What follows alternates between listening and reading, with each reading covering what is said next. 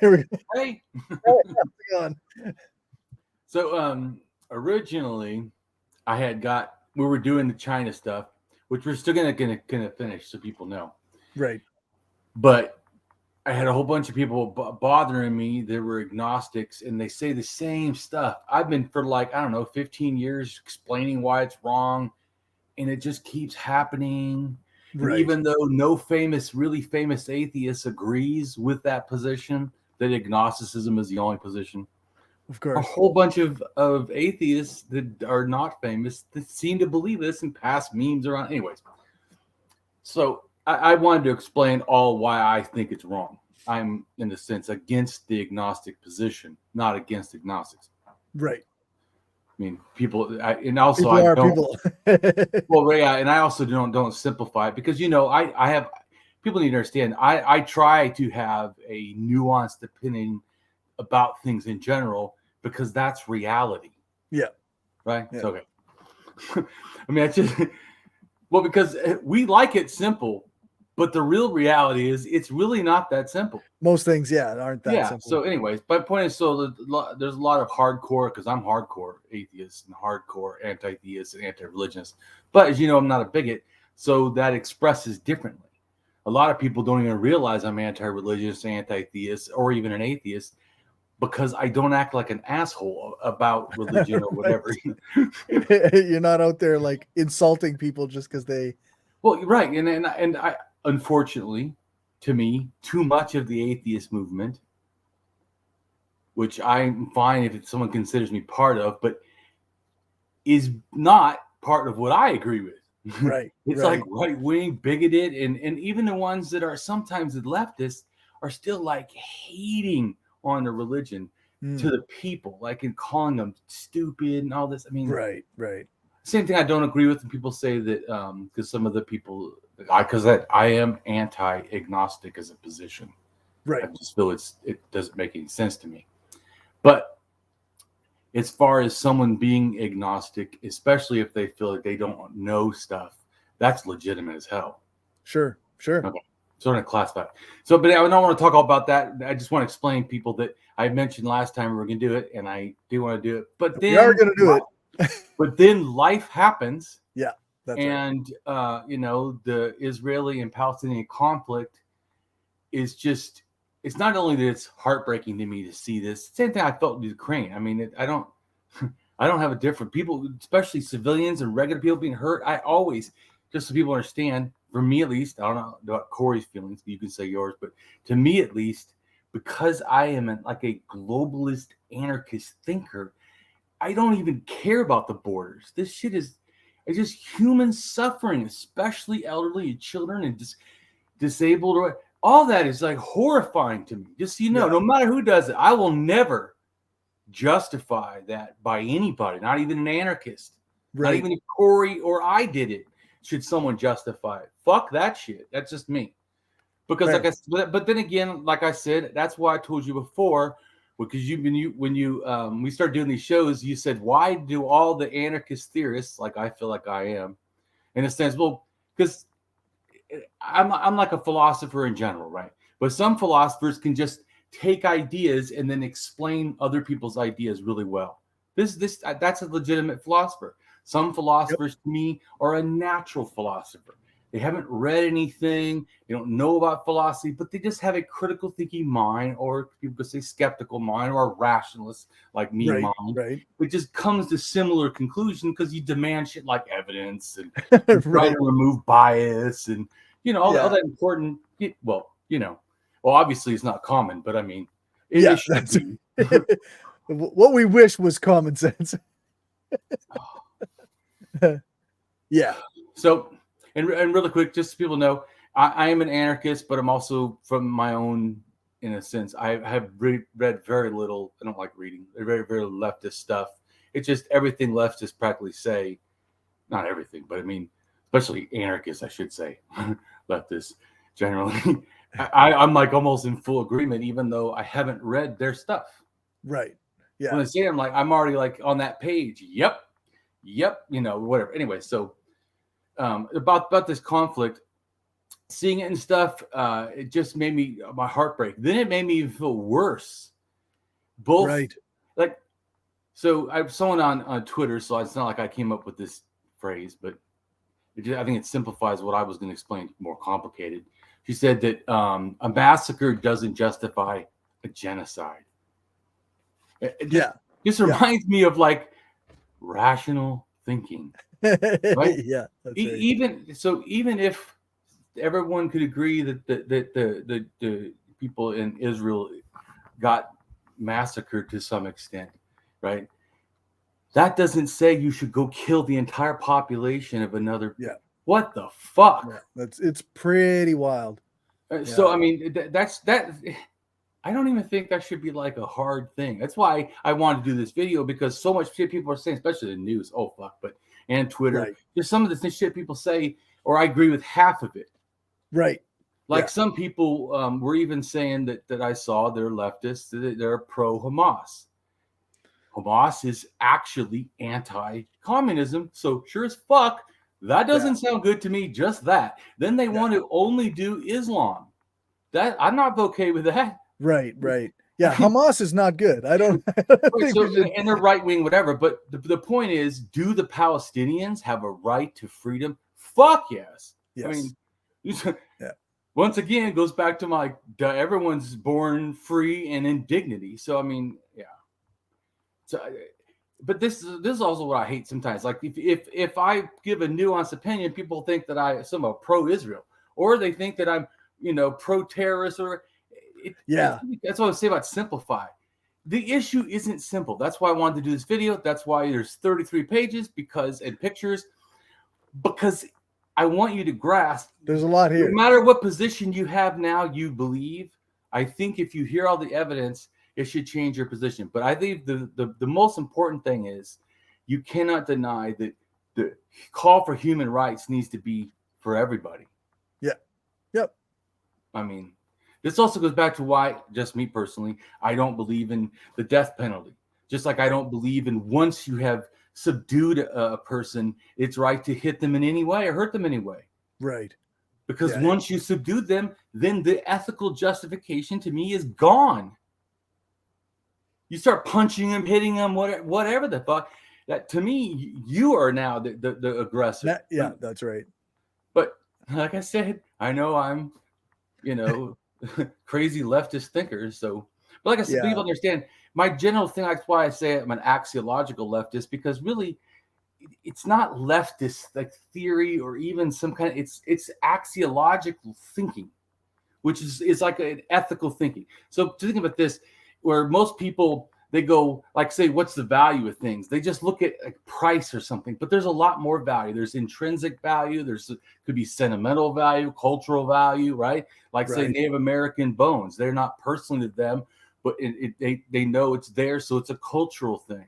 You can't say that. Anyways, I'm just saying is you need to have an axiological thinking lens to me, because it allows you to slow down and think there's never really black and white. And you need to look at all the things and try to get an accurate thing without your personal bias, which is really fucking hard. But if you're, in a sense, doing it like a scientific axiological thinker, that's demanded of you ethically.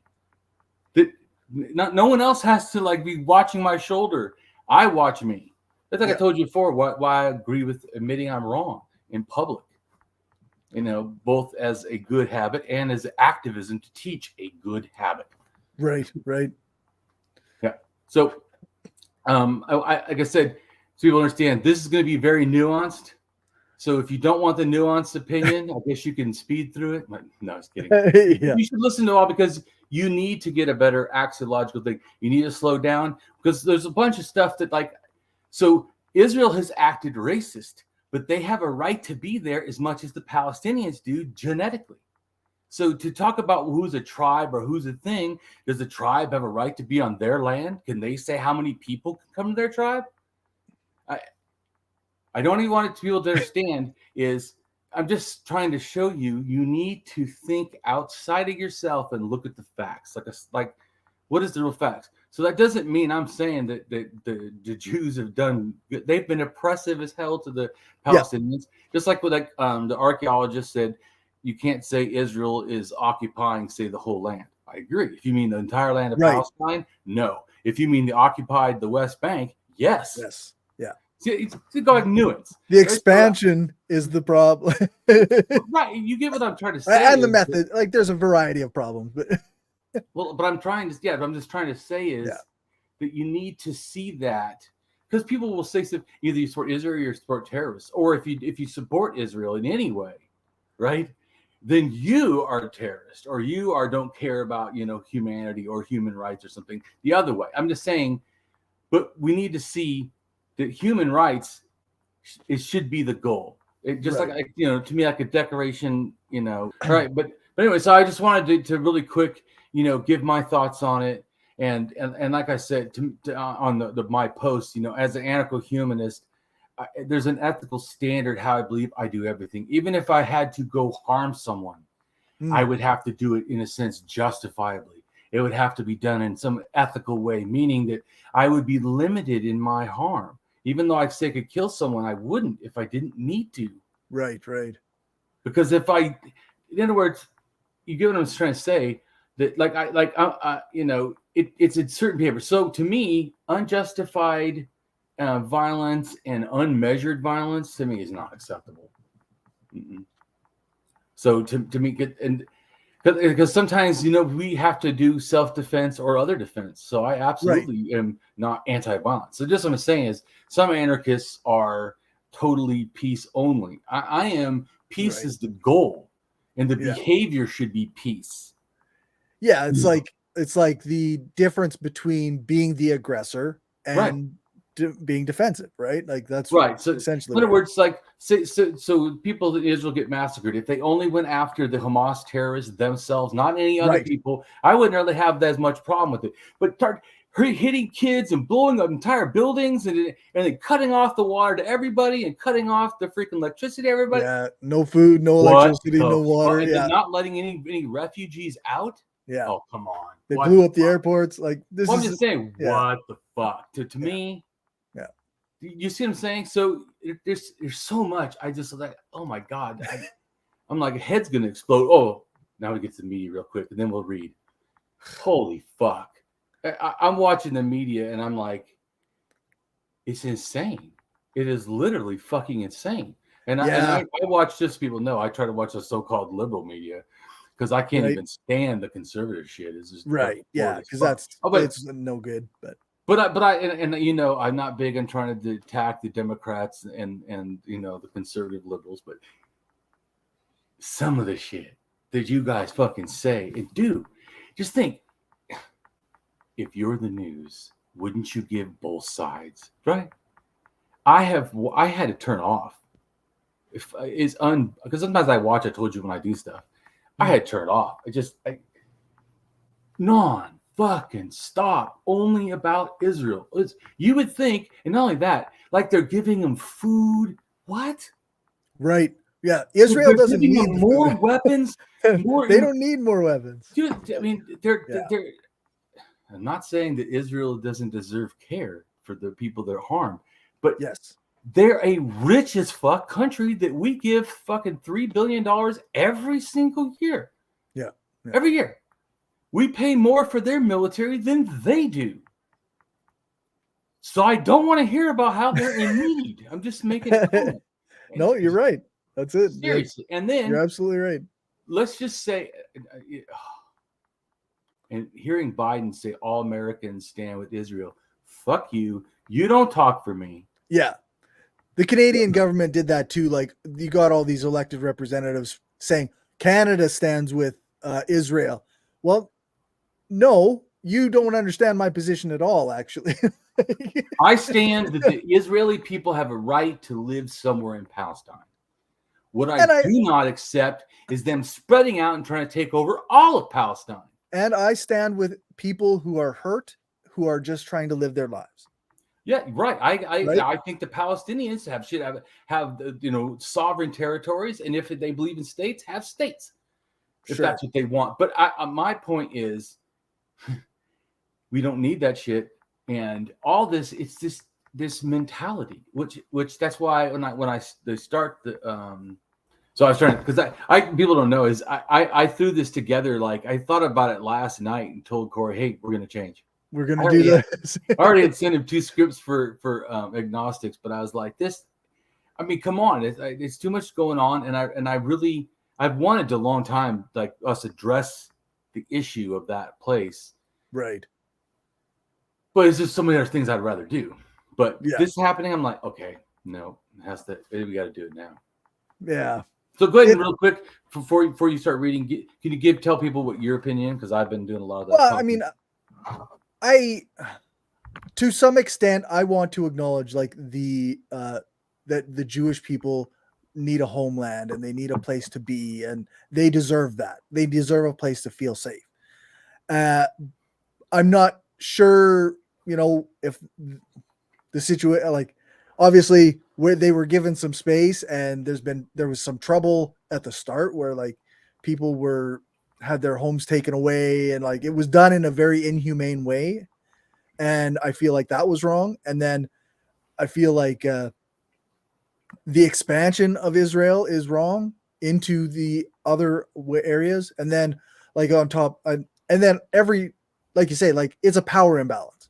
Like one country, one state has all the backing of all these Western powers, and they have all this money and military might, and you have one state that is like poor and oppressed. As a state. Well, that's right. That's what I'm saying. Is the other they're not even acknowledged as sovereign areas. Israel goes back and forth whenever the fuck they feel like it. Yeah, and it seems to me like we don't even have to talk about the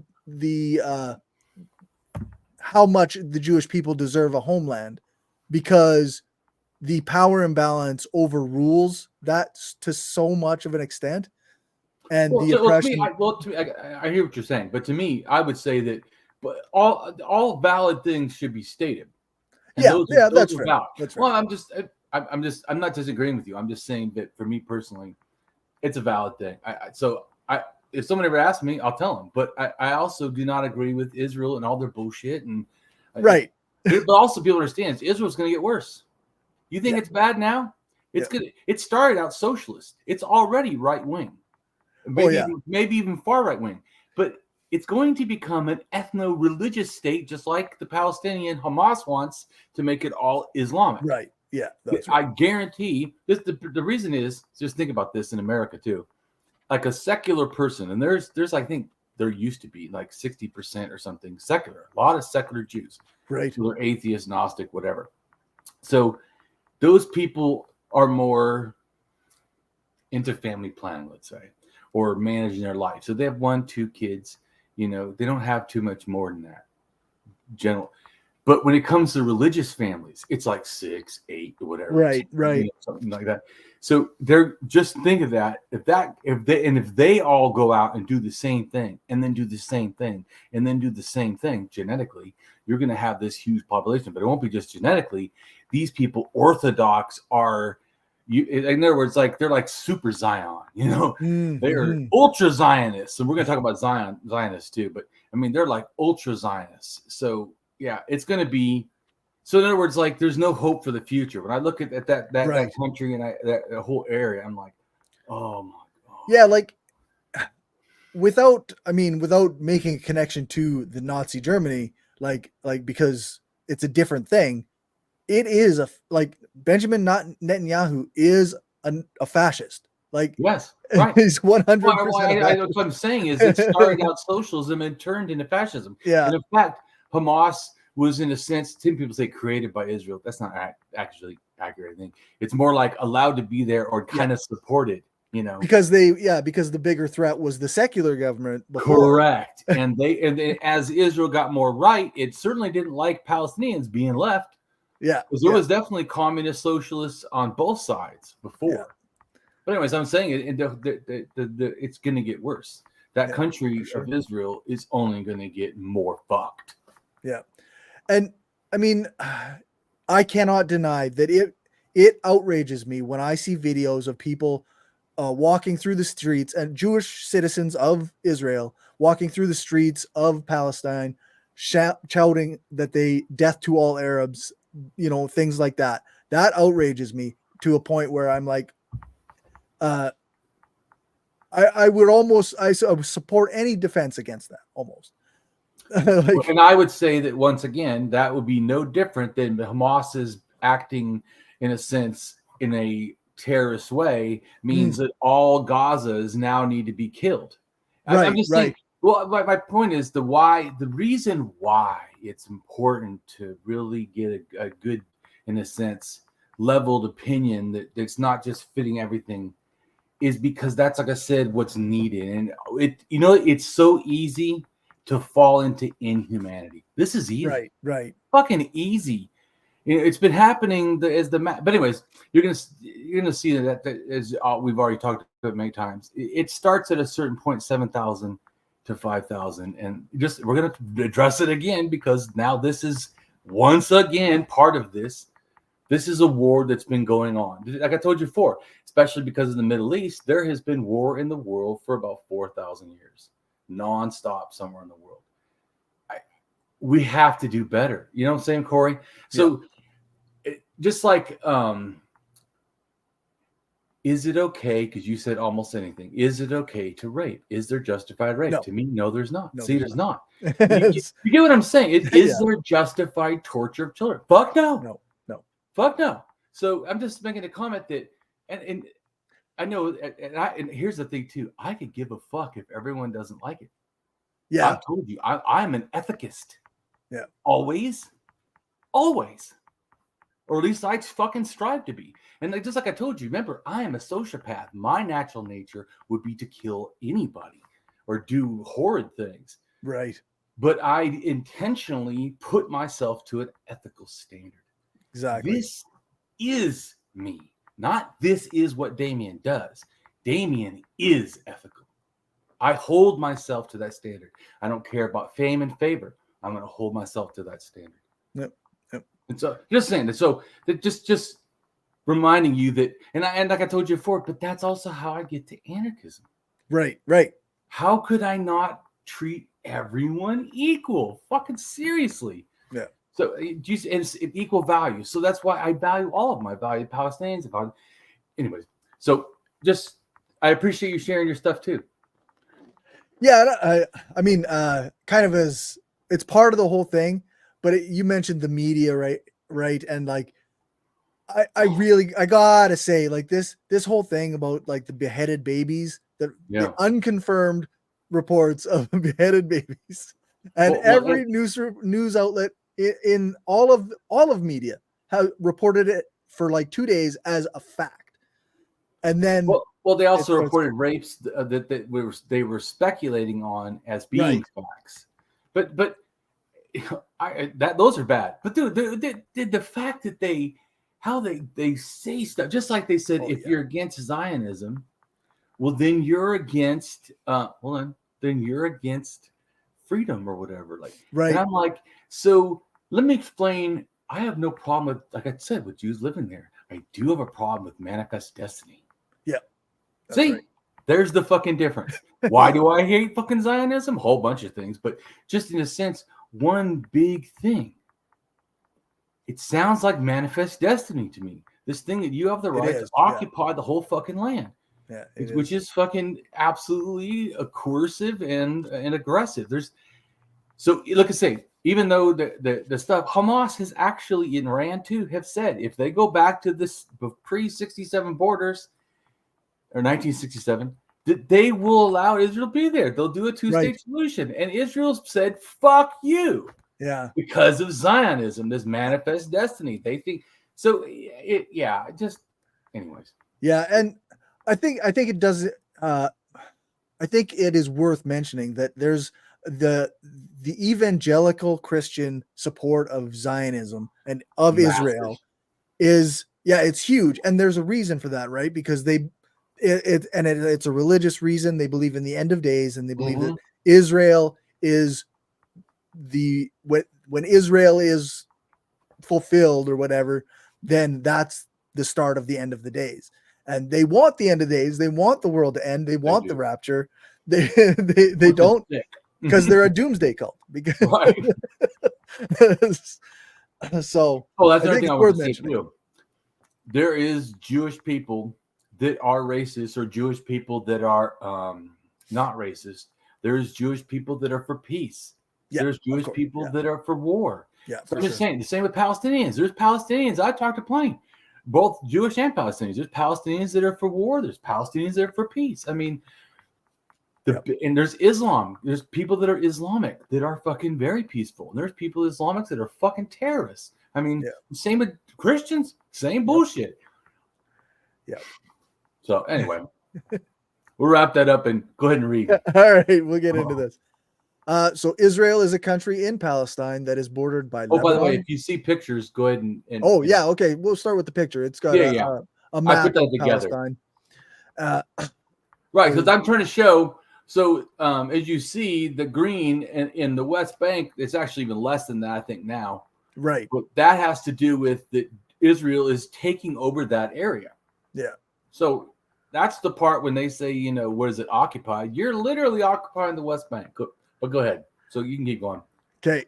Israel is a country in Palestine that is bordered by Lebanon to the north, by Syria to the northeast, by Jordan to the east, by the Red Sea to the south, by Egypt to the southwest, by the Mediterranean Sea to the west, and by the Palestinian territories, the West Bank along the east, and the Gaza Strip along the southwest. The area historically was called Canaan, which also involved the land of Israel, Palestine, and the Holy Land. The Palestinian territories are the two regions of the former British Mandate for Palestine that have been militarily occupied by Israel since the Six-Day War of 1967, namely the West Bank, including East Jerusalem and the Gaza Strip. The International Court of Justice, ICJ, has referred to the West Bank, including East Jerusalem, as the occupied Palestinian territory, and this term was used as the legal definition by the ICJ in its advisory opinion of July 2004. The term occupied Palestinian territory was used by the United Nations and other international organizations between October 1999 and December 2012 to refer to areas controlled by the Palestinian National Authority. But from 2012, when Palestine was admitted as one of its non-member observer states, the United Nations started using exclusively the name the State of Palestine. The European Union, or the EU, also adopts the term occupied Palestinian territory, with a parallel term, Palestinian Authority territories. Also occasionally used, the government of Israel and its supporters use the label disputed territories instead. Right, the reason they say that, because they want to take them all. Yeah, that's right. It's disputed, meaning, like I said, and that's why I was saying, that Zionism shit, hell no. What the fuck? Especially with all this war. If you're not fucking sick of it yet, what the fuck? Right, eh? All of you should be sick of it. This is some bullshit. But anyways, go ahead. All right. The Gaza Strip and the West Bank had been occupied by Egypt and Jordan, respectively, since the 1948 Arab-Israeli War until the Six-Day War of 1967. Israel occupied the West Bank and the Gaza Strip in 1967 and has since maintained control. In 1980, Israel officially absorbed East Jerusalem and proclaimed the whole of the city to be its capital. The inclusion, though never formally amounting to legal annexation, was condemned internationally and declared null and void by the United Nations Security Council. The Palestinian National Authority, the United Nations, the international legal and humanitarian bodies, and the international community regard East Jerusalem as part of the West Bank and consequently a part of the Palestinian territories. The Palestinian National Authority never exercised sovereignty over the area, although it housed its offices in Orient House and several other buildings as an assertion of its sovereign interests. Israeli sovereignty over East Jerusalem has not been recognized by the international community on the grounds that the unilateral annexation of territory occupied during war contravenes the Fourth Geneva Convention. And then we have a map with on the I guess it'd be the east side of the map. Right. Kura Araxes is circled. Right. So that's an important culture because that, in a sense, those people were warlike, and Indo-European, I believe, or something, I don't remember exactly, but it could have been something else too, or maybe they spoke several different languages, and I'm not sure. But anyways, they do come down and take over Israel, Palestine. Right. So in a sense, they come down and put their genetics there, and they come in a sense from the Cossack Mountains and Turkey and Iran. They come over here, over to Israel. And then they have a big deal with when they came, they built dolmens. So you're going to see pictures of all of a sudden, 4,000 years ago, out of the blue, shows up dolmens, and they have some markings that are kind of similar to Germany. Well, because they're not from the area. Anyway. Right.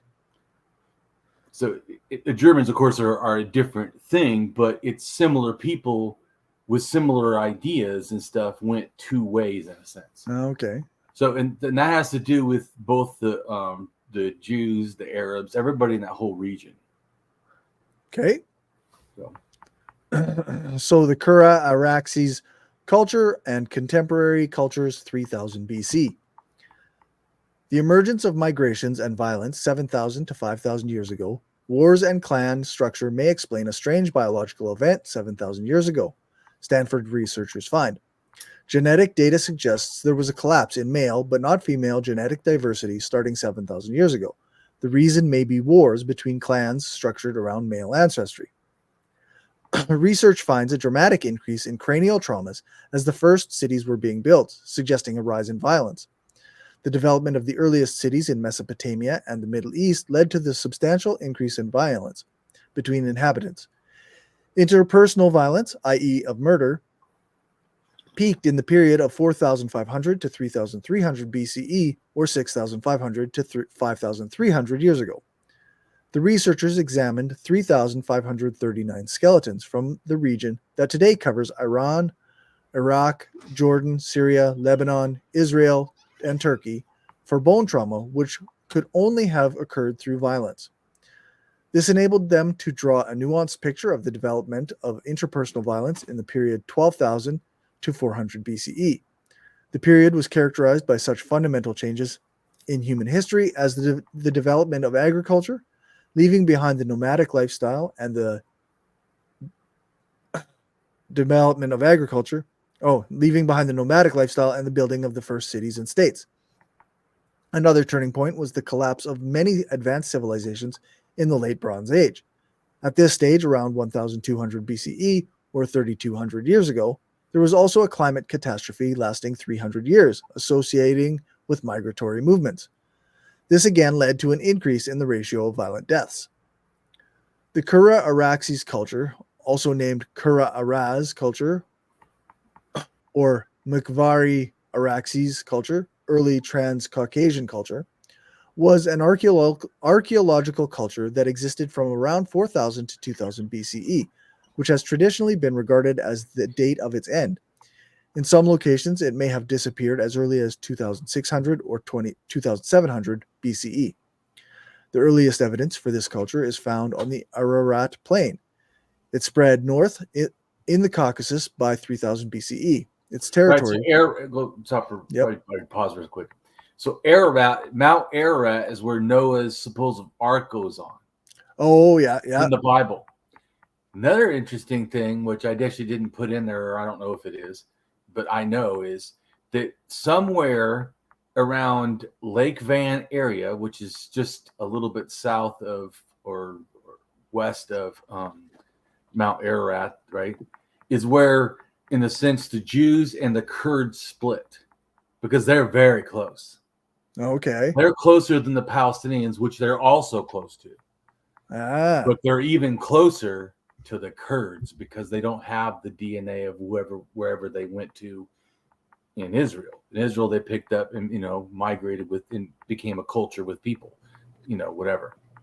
So everybody has it, but they have some, in a sense, stronger connection to the Kurds.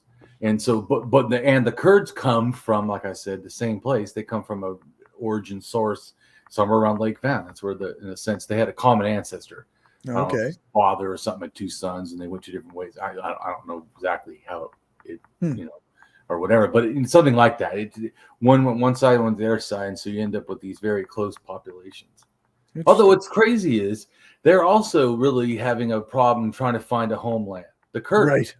Yeah, right? So there are people that I think, once again, just deserve dignity and deserve a fucking homeland. Yeah, or at least some place to be. A place to be safe. Yeah. So, anyways, go ahead. I just wanted to put context to that. For sure. So its territory corresponds to large parts of modern Armenia, Azerbaijan, Chechnya, Dagestan, Georgia, Ingushetia, North Ossetia, and parts of Iran and Turkey. Rather quickly, elements of Kura-Araxes culture started to proceed westward to the Erzurum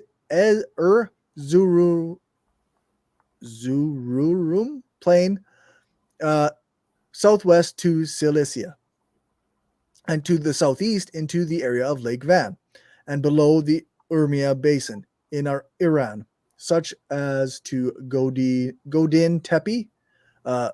Finally, it proceeded to the present-day Syria in the Amuk Valley and as far as Palestine. Kura-Araxes culture, 5,520 to 4,470 years old. DNA traces to the Canaanites, Arabs, and Jews. And then we have an image. Right, and that's my art. Bronze Age migrants. Yeah. Right. And it's explaining kind of when it came down. It's showing you on the map like a circle where it came from, where it went to, and they became what the Canaanites, right? People are the land of Canaan. Right. This is explaining that. And then Jews are part of the Canaanites, and so are the Palestinians. Right. Mixing, of course, with both of them, with, in a sense, indigenous populations in that Palestine area, which some go back 12,000 years or more. So Jews also have ones that go back more too. But anyway, same with the Palestinians. They're both, so I mean, they're a little bit different. The Jews and Palestinians are a little bit different, but it's more, I think, after merging and some of the stuff going on than maybe at the time. See, like, remember when the, in a sense, the old Israelis were around, it was all Canaanites and stuff, which are Palestinians or whatever, you know what I'm saying? Whatever. It's been and like I said, what happened in reality is that a bunch of Canaanites in the north of Israel, instead not the south but the north, they started to make their pottery real fine. Like instead of like lots of fancy pottery, they made it real plain. Their clothes real plain, their houses real plain, and that became the Jews. Interesting. They became like different because they just didn't want to be of the world or whatever, like Amish or something. I'm just saying, right?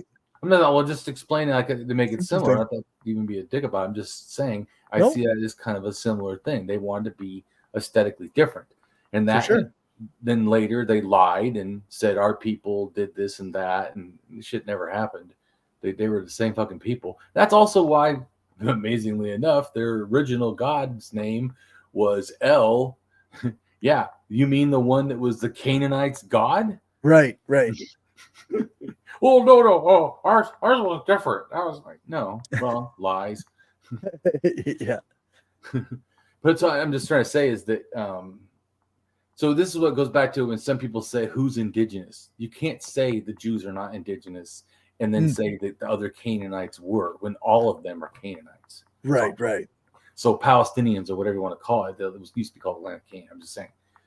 So, yeah. No, that's fair. At least put it this way. Everyone can see it the way they want, but this is how I see it. Right.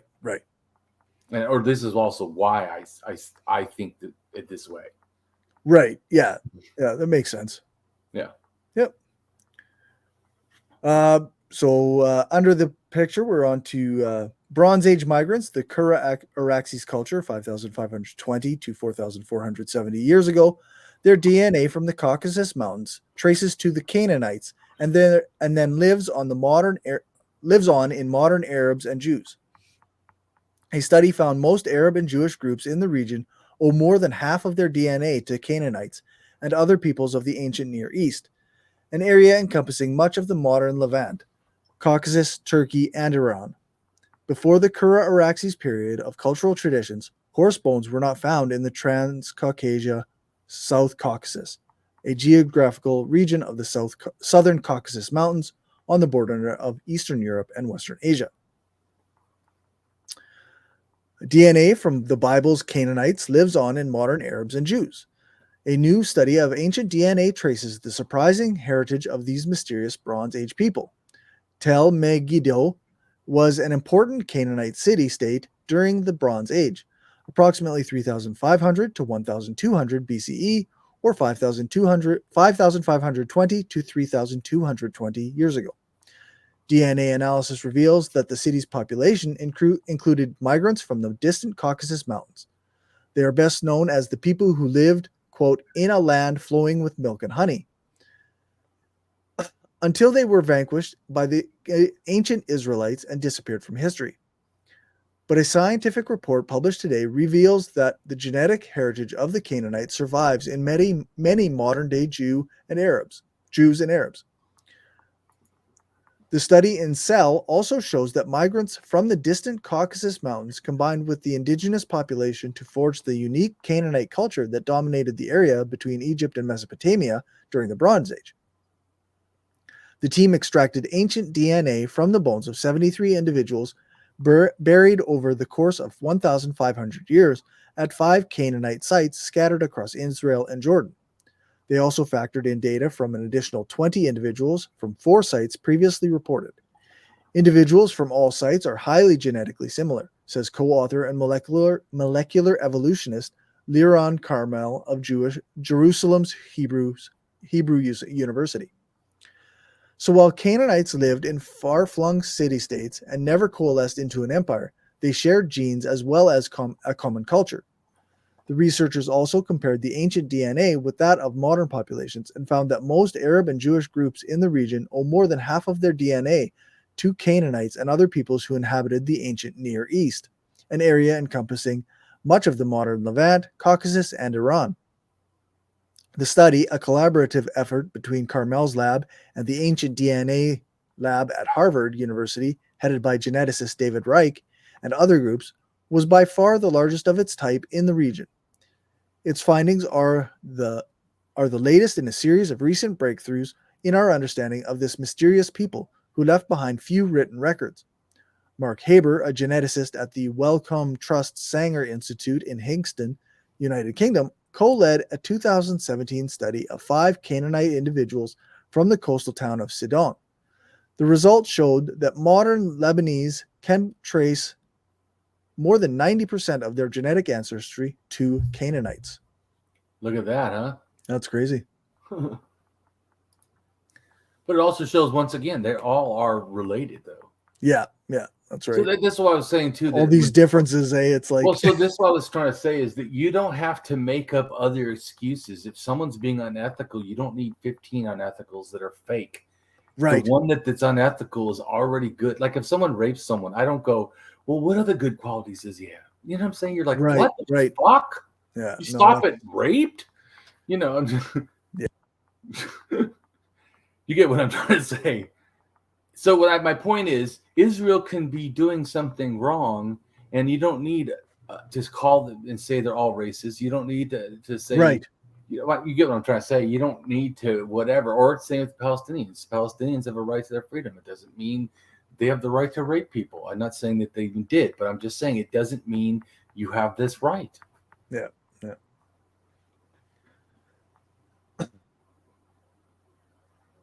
I guess. As Egyptians built pyramids and Mesopotamians constructed ziggurats some 4,500 years ago, the Canaanites began to develop towns and cities between these great powers. They first appear in the historical record around 1800 BC, when the king of the city-state of Mari in today's eastern Syria complained about thieves and Canaanites. Diplomatic correspondence written 5 centuries later mentions several Canaanite kings who often struggled to maintain independence from Egypt.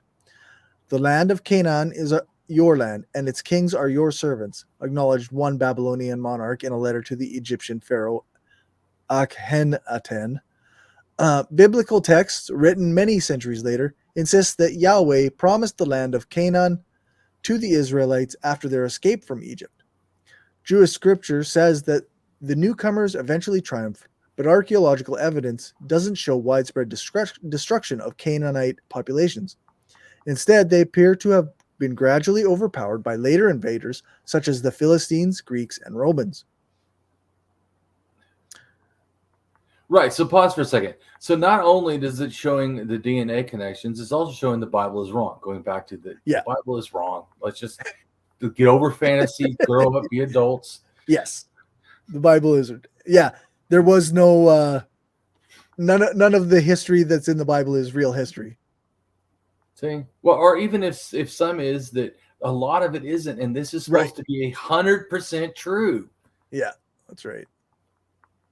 So you already, even if you wanted to believe the Bible, you'd have to, as an honest thinker, say, well, if I do find some errors, and this is an error, well, then I guess I have to assume that there could be errors in the Bible. And thus I couldn't make some confident things about anything in the Bible because I've already recognized errors. Unless you have secondary sources or some other way to reference it, right? Right. But I'm just saying, like this shows, that it was wrong. Yeah, that's right. Like I told you, they emerged out of the Canaanites. They just separated themselves and started doing. And I also, there's I think it's 3,200, I think, or 400. I don't know that they started the no eat pork thing. Okay.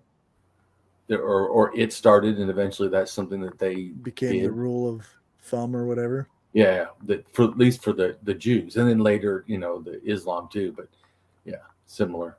Right. It comes from a certain point of time in Israel. They can see that, because everybody around them is pig bones and trash or whatever, archaeology. Oh, okay. But in the Jewish homes, they are until that point. Then they don't see them no more, and then it just no see them at all, in a sense, or whatever. Huh. Okay. So whatever something caused that. Yeah, well, I don't know that. I mean, once again, that I would have to speculate, but I don't like to speculate when I feel like I don't really know. Yeah, what? It's interesting. I don't know what would have caused the change, and then was the religious aspect of it, was that a post hoc justification? Something changed the way they did. Really, I don't know, Cory. Those are great questions. That's all, and I would say all I would have is thoughtful questions more than right now. Any. Because just I know sometimes it seems like I have speculations on everything, and I'm but no, that's not true. Well, it's not. It's not true. It's just like people understand. There's some stuff I've been looking at for 10, 15 years. Right. I am confident about. As you can be logically, in a sense. Yeah. But there's other things that like this. I know it happened, and I know that has to relate to the related religious stuff. Right.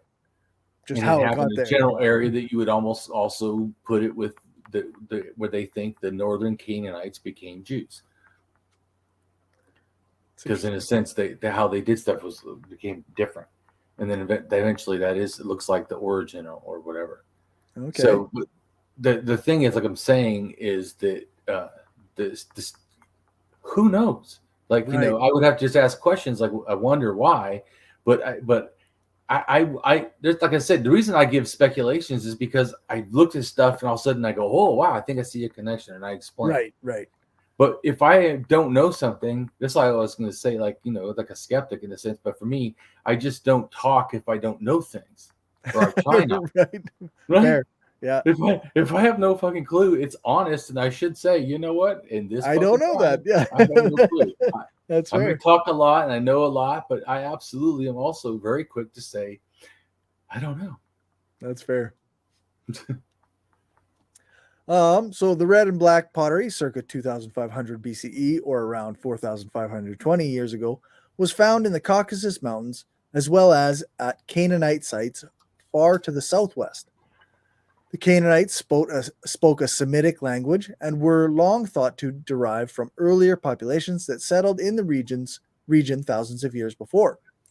But archaeologists have puzzled over red and black pottery discovered at Canaanite sites that closely resembles ceramics found in the Caucasus Mountains, some 750 miles to the northwest.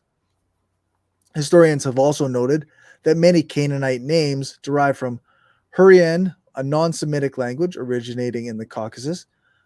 Whether this resulted from long-distance trade or migration was uncertain. The new study demonstrates that significant numbers of people, and not just goods, were moving around during humanity's first era of cities and empires. The genes of Canaanite individuals proved to be a mix of local Neolithic people and the Caucasus migrants, who began showing up in the region around the start of the Bronze Age. Carmel adds that the migration appears to have been more than a one-time event and could have involved multiple waves throughout the Bronze Age. One brother and sister who lived around 1500 BC in Megiddo, in what is now northern Israel, were from a family that had migrated relatively recently from the northeast.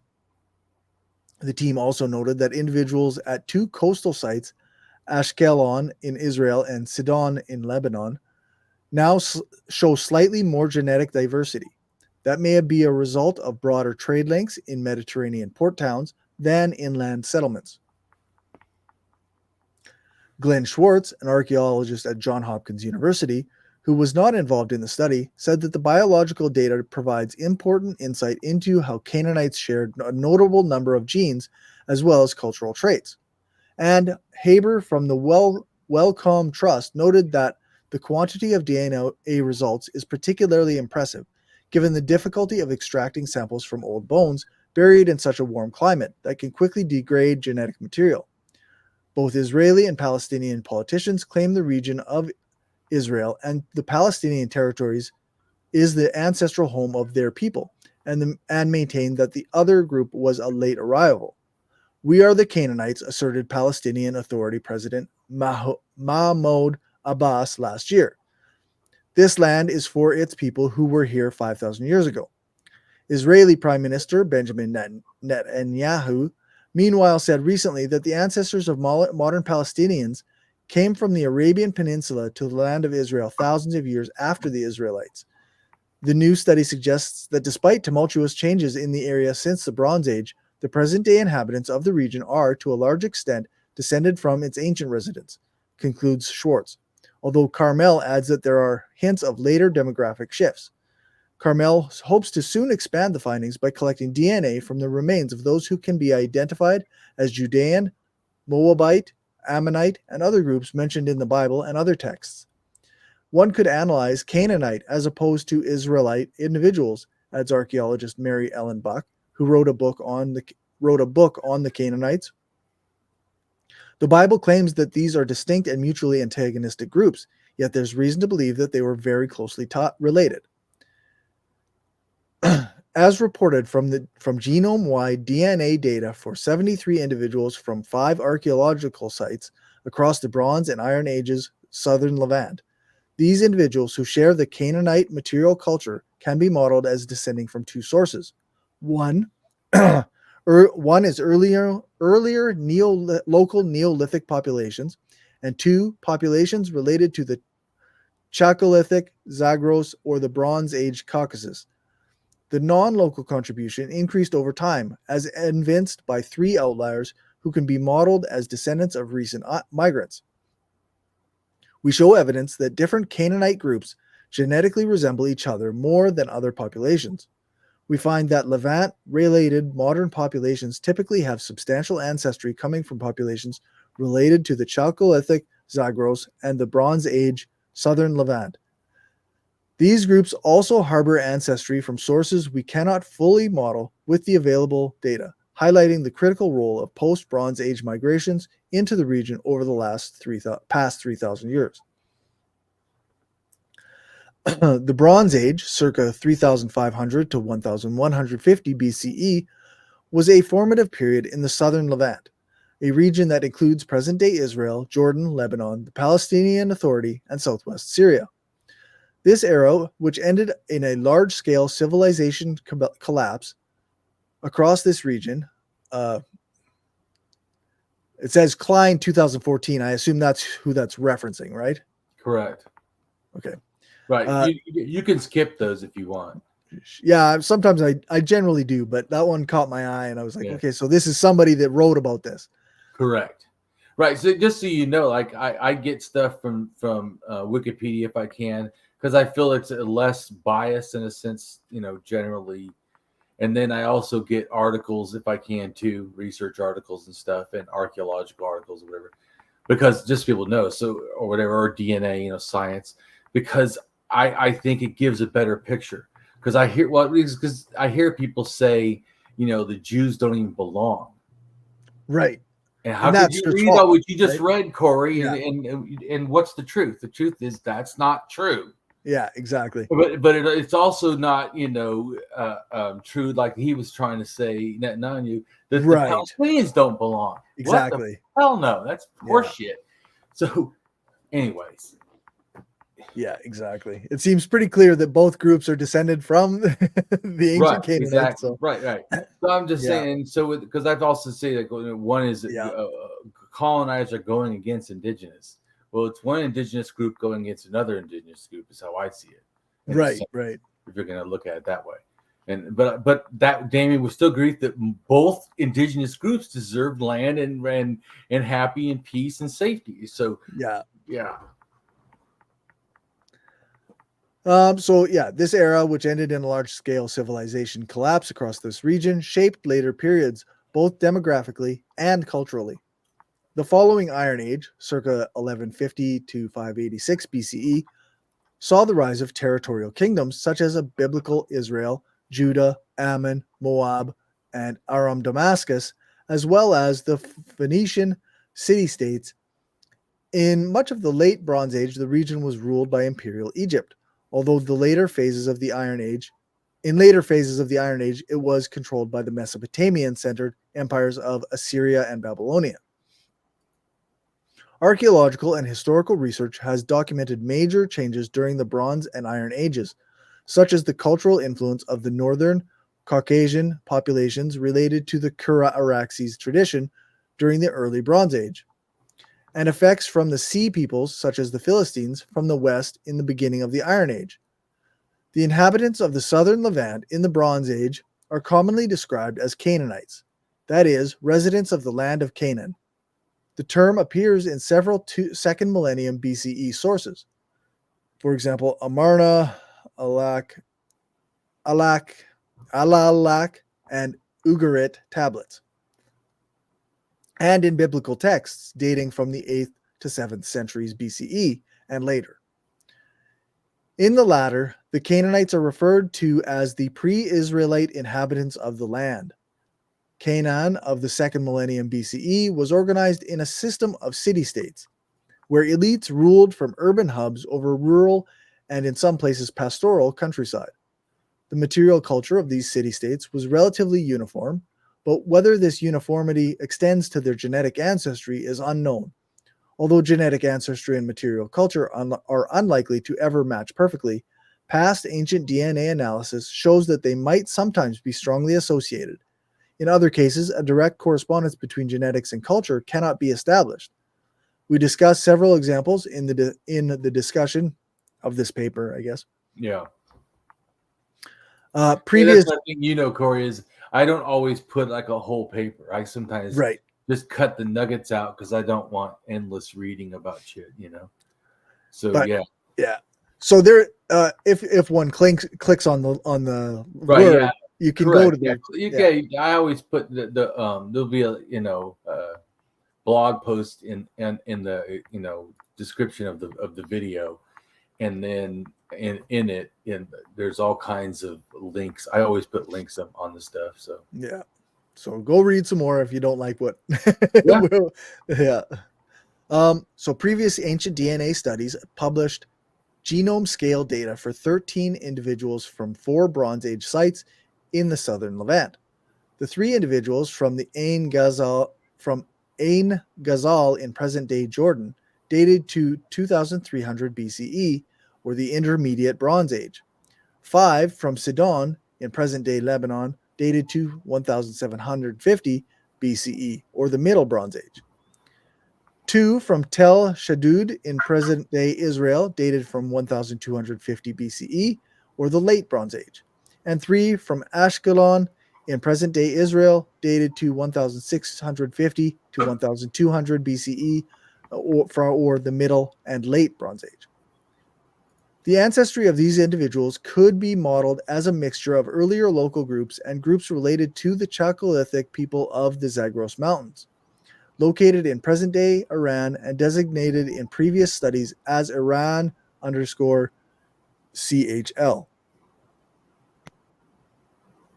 Which it means the Copper Age or Chalcolithic. Right. Okay. The Bronze Age Sidon group could be modeled as a major 93%, give or take 2%, ancestral source for present-day groups in the region. A study of which is pretty high. Yeah, no kidding. 93, give or take 2. Yeah. So maybe as high as 95. Yeah, right. Yeah. A study which is how I would guess a better way to explain it was what you said. As high as 95. As high as 95, yeah. Yeah, sure. A study of Chalcolithic individuals from Pequin Cave in Galilee, or present-day Israel, showed that the ancestry of this earlier group included an additional component related to earlier Anatolian farmers, which was excluded as a substantial source for later Bronze Age groups from the southern Levant, with the exception of the coastal groups from Sidon and Ashkelon. These observations point to a degree of population turnover in the Chalcolithic to the Bronze Age transition, consistent with archaeological evidence for a disruption between local Chalcolithic and early Bronze cultures. Addressing these issues, 3 issues. First, we sought to determine the extent of the genetic homogeneity among the sites associated with Canaanite material culture. Second, we analyzed the data to gain insights into the timing, extent, and origin of gene flow that brought Zagros and Caucasus-related ancestry to the Bronze Age southern Levant. Third, we assessed the extent to which additional gene flow events have affected the region since that time. To address these questions, we generated genome-wide ancient DNA data for 71 Bronze Age and 2 Iron Age individuals spanning roughly 1,500 years, from the intermediate Bronze Age to the early Iron Age, combined with previously published data on the Bronze and Iron Ages in the southern Levant. We assembled a dataset of 93 individuals from 9 sites across present-day Israel, Jordan, and Lebanon, all demonstrating Canaanite material culture. We show that the sampled individuals from the different sites are usually genetically similar, albeit with subtle but in some cases significant differences, especially in residents of the coastal regions of Sidon and Ashkelon. Almost all individuals can be modeled as a mixture of local earlier Neolithic populations and populations from the northeastern part of the Near East. However, the mixture proportions change over time, revealing the demographic dynamics of the southern Levant during the Bronze Age. Finally, we show that the genomes of present-day groups geographically and historically linked to the Bronze Age Levant, including the great majority of present-day Jewish groups and Levantine Arabic-speaking groups, are consistent with having 50% or more of their ancestry from people related to groups who lived in the Bronze Age Levant and the Chalcolithic Zagros. These present-day groups also show ancestries that cannot be modeled by the available ancient DNA data, highlighting the importance of additional major genetic effects on the region since the Bronze Age.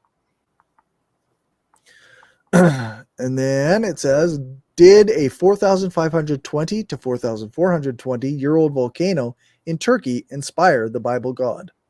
And the reason why is you just read about these migrations coming in. They came in, and some from the Levant area. Remember the Lake Van? And Mount Ararat explodes at that time and did harm and kill some Kurgal Axe, whatever that is, culture. Right. The one that goes to, becomes, in a sense, Palestinian, and Canaanites. That those people left because of a volcano. And so Right. then remember that same mountain they say is they remember, right? Because they're supposedly Israel, and they're talking about something in Turkey. So should already tell you Right. something, they know about it. But anyways, but my point is that they talk about it in Turkey, they already had this historical thing. And if Yeah. you think about it too, their story says 4,000 years ago that Abraham or whatever, then he went to Israel because God told him. And, but my point is, or something like that. Yeah. Exactly. But I'm just saying that story is bullshit. But it is true that people about 4,000 years ago go to, Palestine. Like I said, and start building those dolmens and stuff because they didn't have the baby Jesus then. So. Right. Yeah. I guess so. Our next picture is right. So this is my art, and I try to encapsulate. You don't have to read everything, but this is just people can see it on the screen. So this is just showing, like Bible verses of why I think it could be related to. If you read Exodus and them leaving, some of the things it says, it so clearly sounds like a volcano. Right. When it says the Bible by day was a pillar of cloud, and by night a pillar of fire. Yeah, you mean a volcano? Yeah, that's right. And also Abraham's family, it says, was identified with Haran, which is in present day Turkey. That's in Genesis. To the Israel, this is good actually. Exodus 24:17. To the Israelites, the glory of the Lord looked like a consuming fire on top of the mountain. Huh, that's weird, eh? I wonder what that is. That's crazy. Right, and there was an actual volcano in Turkey, right around the area where I think these people come from. Then I also have a little picture down there. It shows Mount Ararat, right? Shows little volcanoes. All those little things in white. Do you see that? Where it's just Turkey is in pink. But anyways, all the little triangles, the little white ones. All those are volcano sites. But they're not all the same age. Right. But just shows the whole region is that's why I remember there was another earthquake in Turkey, you remember? Not too long ago. But anyways, it's volcanic. It's whatever. Yeah. There's all kinds of stuff going on. Anyways, Mount Ararat is one of them. That's what's in right there showing. And then right below it in blue says Lake Van. Right. Right. Showing that that's the area I talked about. Yeah. That they come from 4,000 years ago. Very, very close to, they probably saw the volcano explode. For sure. Plus, remember, there's some things in the Bible like where it says they tried to offer burnt offerings to the Lord, and when they gave him incense, the lava came down and killed them. Well, then they think the lava is God. They're trying to give incense to the lava as it's rolling down the hill, burning it. Right. So then the story, supposedly the people are all mad. Oh, it's not fair. That God took them, right? Which is the lava. Right. Dumbasses don't get too close to lava. But anyway, so then they stayed in the valley, of course, foolishly. And then when they complained, a whole bunch of lava came and wiped out like this whole town. Right. Killed a whole bunch of people. Then the rest of the, supposed Jews, whatever, they're like all mad. Oh, God. And he says, hey, you know what? Those people got killed because they complained and God didn't like it. Yeah. What an unethical God. Yeah, right? That's right. But also, we know that it's just superstitious people about lava in the mountain. Right. What I'm saying. So that's what this is. This is I put together to try to really, and then if you look also on go to the right where it says the different Yiddish. Those are all different Yiddish, and I'm showing you where Yiddish comes from. Okay. Then if you go back to the picture on the left, with all the mountain volcanoes are, that square is showing you where they came from. Okay. Yeah. So I'm showing you. Yeah. So I'm just saying, that's where the Ashkenazi Jews came from, right there. Right. Or whatever, Yiddish. But anyway, so and we know the DNA in Lake Van. So I'm just making a comment. You can see these are two areas. Right. But anyway, so the thing in pink, by going back to that point, that's that Hittite Empire. That's what that all in pink is. Right. Just showing, and if you look, it's also going down near Israel. The Hittite Empire I'm talking about. It doesn't go to Israel, but I'm just saying it. Down. And then, and then it says the death of Abraham is 3,833 whatever to 3,658 years ago. That's according to the Bible. Not like I actually think it's right. Like, just, what is that? How old does that make him? Like, just trying to show the relation, because remember that in a sense, to me, this happened sometime after 4,500. They start moving and they get over to Israel about 4,000 years ago. And I'm just showing that matches the death or the life of Abraham.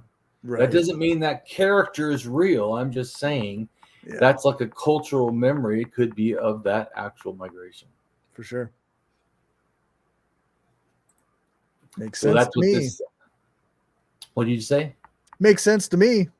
Yeah. So go ahead and read the stuff on the bottom where it says volcanic eruptions. Oh yeah. And then just read that and what that thing says. Okay. Volcanic eruptions of Mount Ararat occurred 4,520 to 4,420 years ago, destroying at least one Kura-Araxes culture site, killing many, and this DNA culture has DNA links to Jews living today. There are some modern scholars who have suggested that the elements seen in the Ten Commandments were likely modeled on Hittite and Mesopotamian laws as well as treaties. Well, one second. The Hittite, there's some people remember I've seen in that picture above, that's in Turkey. Right. So they're just, because I know some people know what's the Hittites. Well, I'm just saying, so that everything in pink. Yeah. Go ahead. Sarah died and Abraham buried in a cave near Hebron, which he had purchased along with the adjoining field from Ephron the Hittite. Right. So Genesis they directly had ties with the Hittites. Right. Yeah. And then flood accounts, Gilgamesh epic 4,100 years ago, Noah in Genesis 2,600 years ago, Exodus 24:17. For Israelites, God's glory looked like a consuming fire on a mountaintop. Right. Yeah. And that's my ta-da. But I think that the next thing is talking about the same people, just so you know. It's not like a different. This is now talking about when they brought dolmens. Because besides thinking that the mountain was God, they also started building little mountains and mounds and stuff, so to put their dead into. Okay, so we've got a little bit of text here between pictures. It says, by day the Lord went ahead of them in a pillar of cloud to guide them on their way, and by night in a pillar of fire to give them light, so that they could travel by day or night. By day, the Bible God was in a cloud pillar, and by night, the Bible God was in a fire pillar. Right, it's a volcano. Yeah, it's 100% a volcano. Oh, dude, I have a blog on it, and someone else made a whole thing on it too about volcano gods. But dude, there's like 70 verses in the Bible that when you hear to point this out, light of the crucible light of his mouth, who can touch you, and your power is so awesome, and right, can, like boil the water, or and is quench. You're just like, it is literally it's a volcano god. No. And so, and then I'm trying to right there is point that there is an actual event that happens. It happens on the mountain that they culturally remember to say that's where the boat goes for their story. So they culturally remember, and that's their DNA is damn close to that area too. So, yeah, to me, kind of like, and then later they have a volcano god, and you're like, well, no kidding, of course. See, yeah, that's right. Yeah, so I guess we've got a 4,000-year-old dolmens in Israel, a connected dolmen religious phenomenon. Right. And then we've got various pictures of right. I'm trying to show like the areas it's in mainly. Right. Okay. So you can grasp like where they are. And see where it says the Golan Heights and stuff. Yep. Right, and that's why they say that I wrote on the things themselves, the stone monuments or whatever burial things. I wrote on them Golan or Gamma because they represent different areas. Mm-hmm. Okay. So, but I'm just showing you they're very similar though. Right. Yeah. So and this is the new culture. But anyways, and then below that, it's showing like just a ritual thing of rocks. We're putting them in certain shapes, or like one's like a head, Right. sort of in the center of a whole bunch of rocks. Because that's what that little pink line, the next to the right of it. Okay. Yep. Like where it actually was. That was like a close up because it's hard to see. I'm just trying to help you. Yep. And then if you go all the way to the left side on the bottom right there, that big like Stonehenge ring thing, I think that's like a sky burial thing, which also, if you see, could be similar to, just the concept of these ring things, just like in other areas, like, with having ring posts or whatever. Okay. Relate to like ritual, things. They're not just a bunch of rocks that they're, like in other words, they're not doing it for like aesthetic reasons, not because it just looks nice. They're doing religious rituals. Right. So that'll just shows who came in. It shows what some of their beliefs. And then these other things, like to the on the bottom, there's the 2 rows. You see that? The bottom, there's 2 rows of things. Yep. Yeah, with the all the little pictures of like the horns or whatever, or things in yellow. Yep. Yeah, or gold, whatever. So like the first one, this on the left, it's 4,000 years old from the Golan. What it is, it's like one of these monuments. If you were to put your head inside it and look inside it or walk inside it, you see all these figures. Okay. Then go just south of it in a sense. Then what this is a similar thing, like one of these dolmens things, but this one's in Germany. It's 6,000 years old. Well, 5,000. Sorry, 5,000. Yeah. 5,000. So it's 1,000 years older than the one in the Golan Heights. Interesting. And if you notice, these symbols are not that different. Right. I'm not saying they're exactly the same. I'm just mentioning that they're doing a similar thing, a whole bunch of these similar kind of things. Then there's another one it's in a bigger like burial chamber thing, but in Brittany, France, that's the one in the middle bottom, right, where they're doing these little horn things, a whole bunch of them, and then drawing an animal with horns. Right. So they're not birds. So that to me, that with those other ones, okay, we're not talking about birds. These are it's a collection of horns. Yeah. These are horns. And then, of course, if you go back, just right back up to the green things, remember that one thing is kind of a horn or a horseshoe, right? That one thing is in the Golan is a bunch of little rocks, and it's kind of like a horn shaped or whatever. Right. Yeah. Right. I'm just making a comment.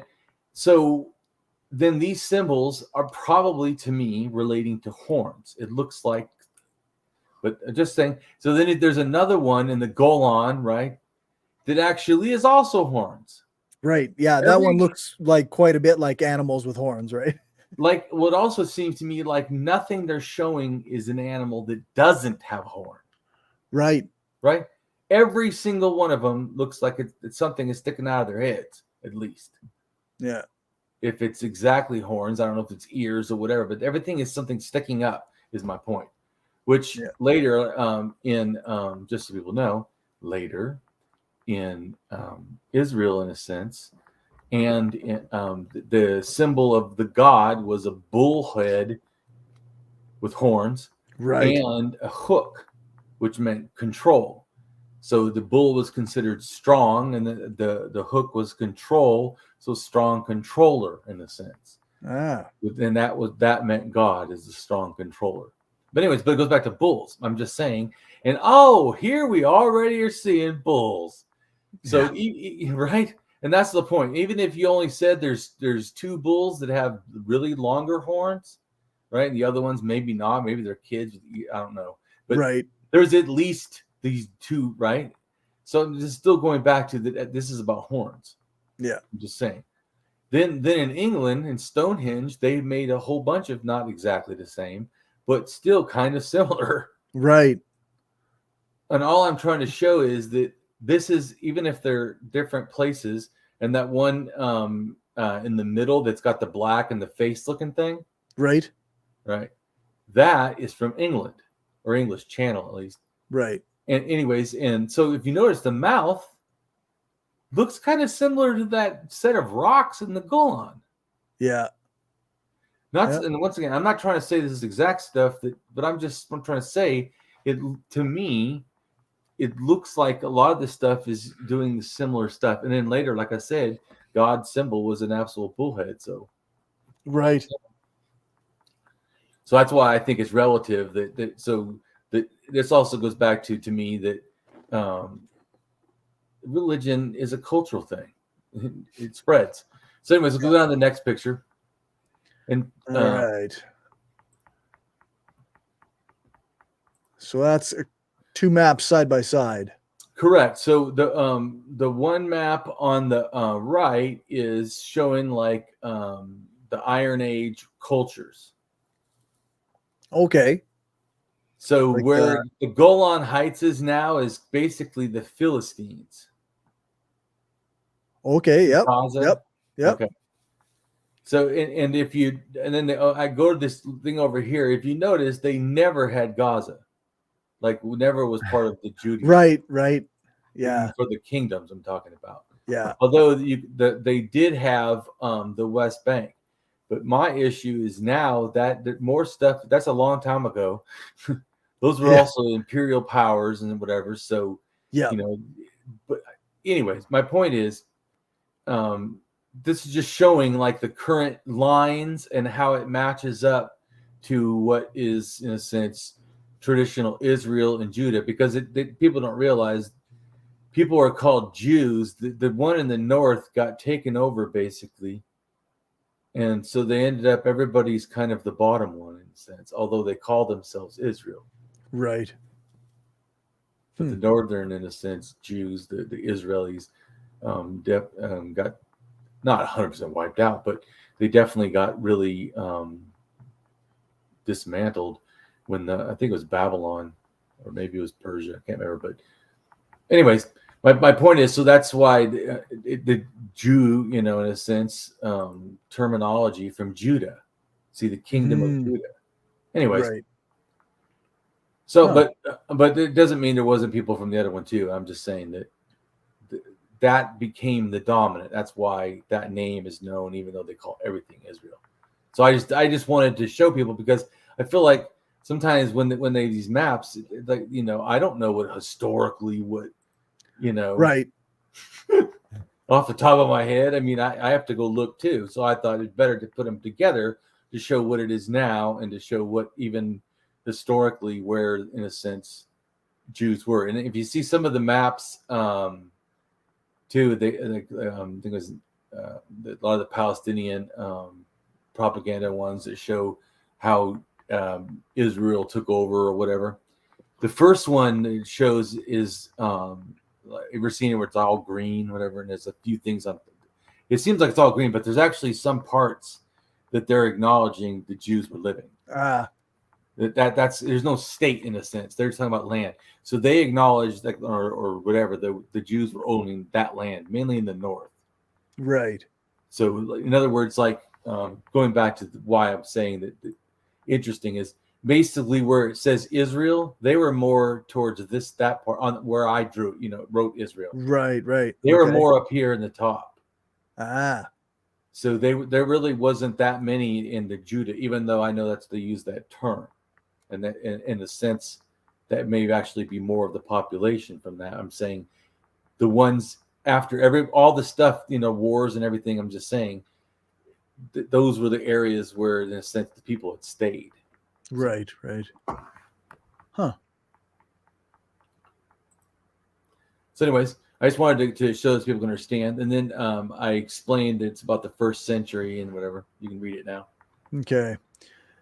In the early first millennium BCE, and the time of the first millennium BCE is from around 3,000 to 2,000 years ago, the Israelite kingdoms of Israel and Judah emerged before falling to the Neo-Assyrian and Neo-Babylonian empires, respectively. Genetic studies on Jews. Genetic analysis finds that Jewish groups show evidence of both varying degrees of genetic descent from the peoples of the Levant or Near East and admixture and introgression with non-Jewish host populations. Studies on the genetic composition of Ashkenazi, Sephardi, and Mizrahi Jewish populations of the Jewish diaspora show significant amounts of shared Middle Eastern ancestry. Several Jewish groups show genetic proximity to Lebanese, Palestinians, Bedouins, and Druzi, in addition to the Southern European populations, including. So Druze is also kind of like a religion. Okay. Druze is, I mean, I know a lot, Cory, and I do know it's a religion, and I have kind of a little bit looked into it, but I don't remember shit right now. No, that's fair. I'm like, yeah, I know that that's a people, but it's also, I think it's a religion, and it's also, they have a particular DNA. I think maybe it's X or something. That okay. Yeah. But I mean, they have other stuff too, but I'm just saying, I do know about it, but remembering it all right now is that's fine. Believe it or not, right? Yeah. So including in addition to Southern European populations, including Cypriots and Italians. And that's Cyprus, by the way, Cypriots, whatever. Okay, not Italians, we're talking about. Right. Yeah. So yeah, that's that island that's just off of the coast in a sense of Palestine or whatever, Lebanon or whatever. Jews living in the North African, Italian, and Iberian regions show variable frequencies of admixture with the historical non-Jewish population along the maternal lines. In the case of Ashkenazi and Sephardi Jews, in particular Moroccan Jews, who are closely related, the source of non-Jewish admixture is mainly Southern European. Some researchers have remarked on an especially close relationship between Ashkenazi Jews and modern Italians. Some studies show that the Bene Israel and Cochin Jews of India and the Beta Israel of Ethiopia, while very closely resembling the local populations of the native countries, may have some ancient Jewish descent. In the late 1900s, Uzi Reet cross-analyzed Y chromosome and mtDNA sequences in 6 Jewish communities and found indications of admixture with neighboring communities of non-Jews. A study of Ashkenazi mtDNA in 2013, meanwhile, revealed 4 matrilineal founders, all of which had ancestry in prehistoric Europe rather than the Near East or Caucasus. Falk notes that, not surprisingly, Ashkenazi Jews proved to compose a distinct yet quite integral branch of European genomic tapestry.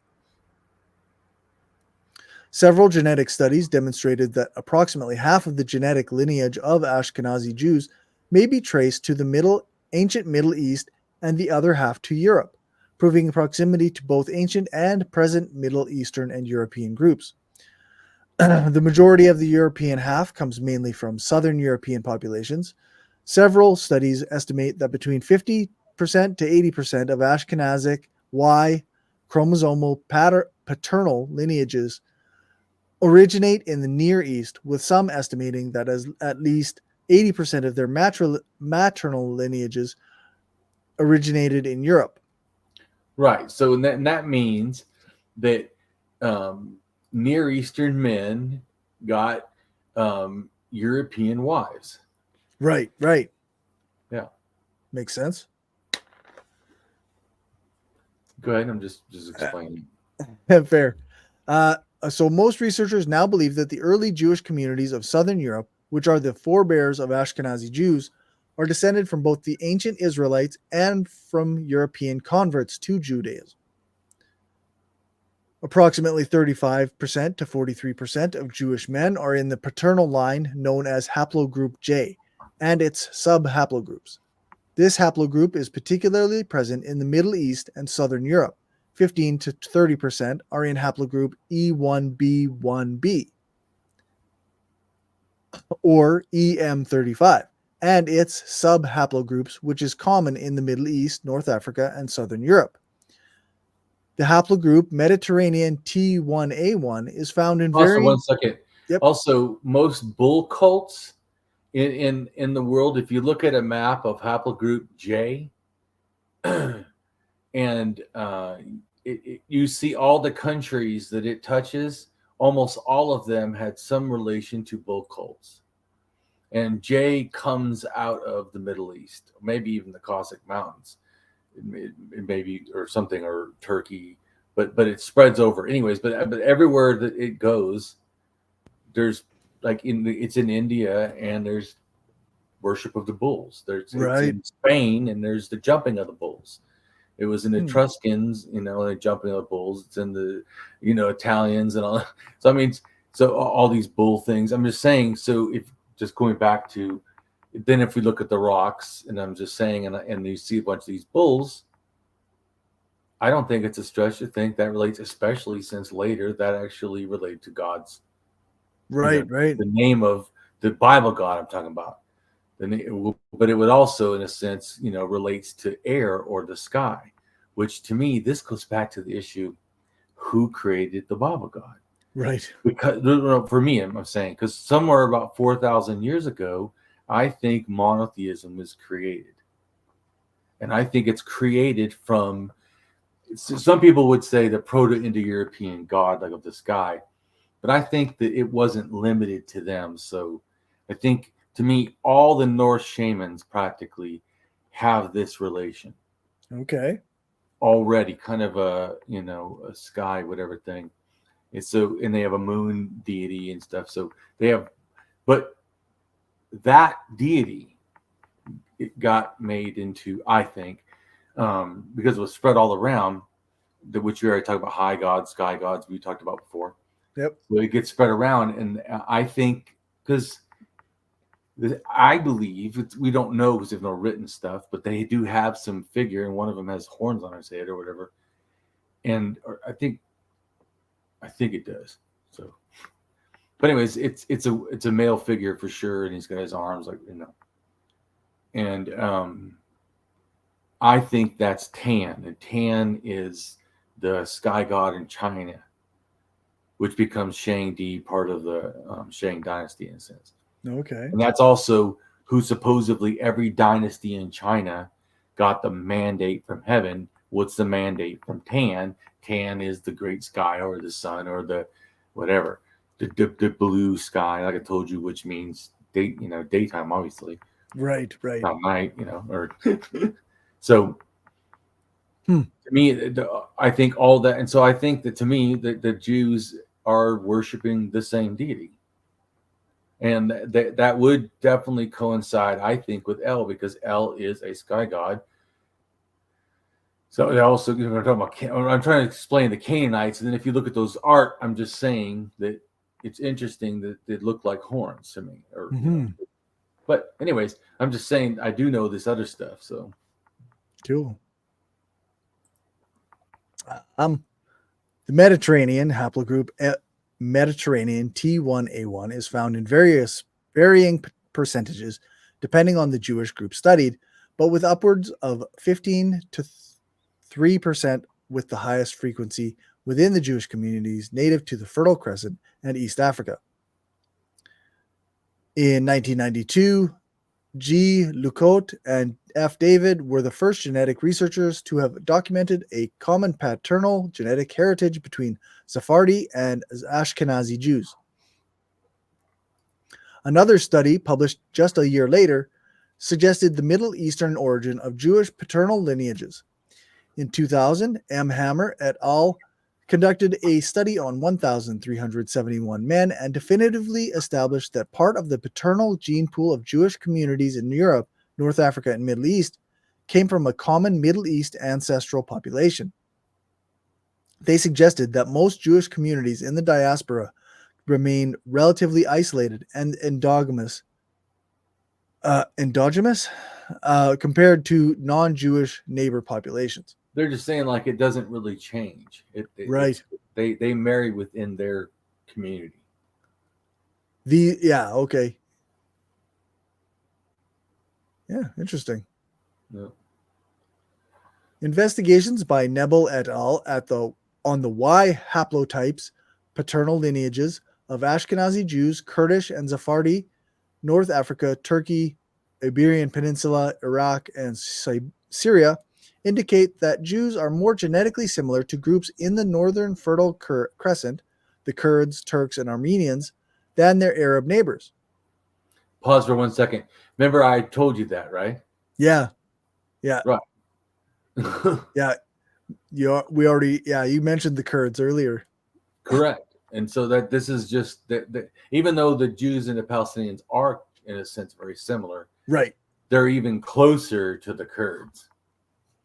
But I explained why, and that also relates to that mountain stuff, the explosion and the movements of people right from that area that even Yiddish comes from. Just saying. Right. And it suggests that some of this difference might be due to migration and admixture from the Arabian Peninsula during the last 2 millennia into certain current Arabic-speaking populations.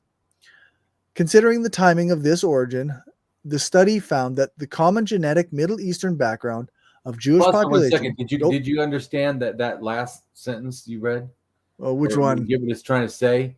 So, because I know we broke it up. So what it's saying is the reason, in a sense, the Jews and the Kurds may be closer. Is because not they did anything, but that the Arab speakers, they had, and the Arabian Peninsula came into them, in a sense, with the Islamic expansion. Mm-hmm. So this goes back to, because they, like, say in Gaza, they look a lot like Egyptians. They don't look, if you go to the West Bank, those people look a lot closer to like white skin, in a sense, or lighter skin. Not saying everyone's that, so don't, but I'm just making a comment that the population near Egypt does look like Egypt. Okay. So, or looks more like Egypt. And so that's what this is already trying to explain, that which makes sense. Look how it's actually physically touches Egypt. I mean, right.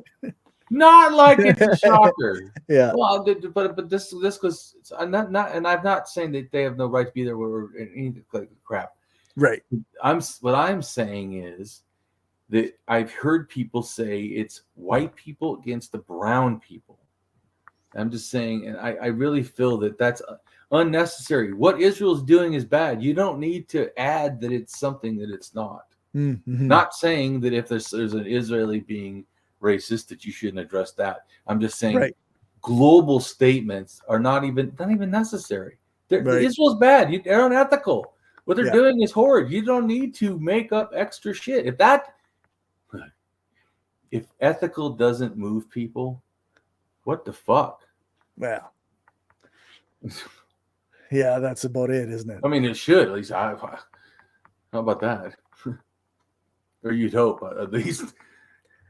But anyway, yeah, for sure. Let's keep reading. But I'm just saying, to me, all this is an ethical thing. At least, like I said, Cory, the problem is that, say you see stuff through an anarchist lens, I actually see stuff through an axiological. Right. That leads me to anarchism, as I told you, for me, because I need to be the most ethical person I can. Well, I absolutely have to be an anarchist then. Right. So, okay.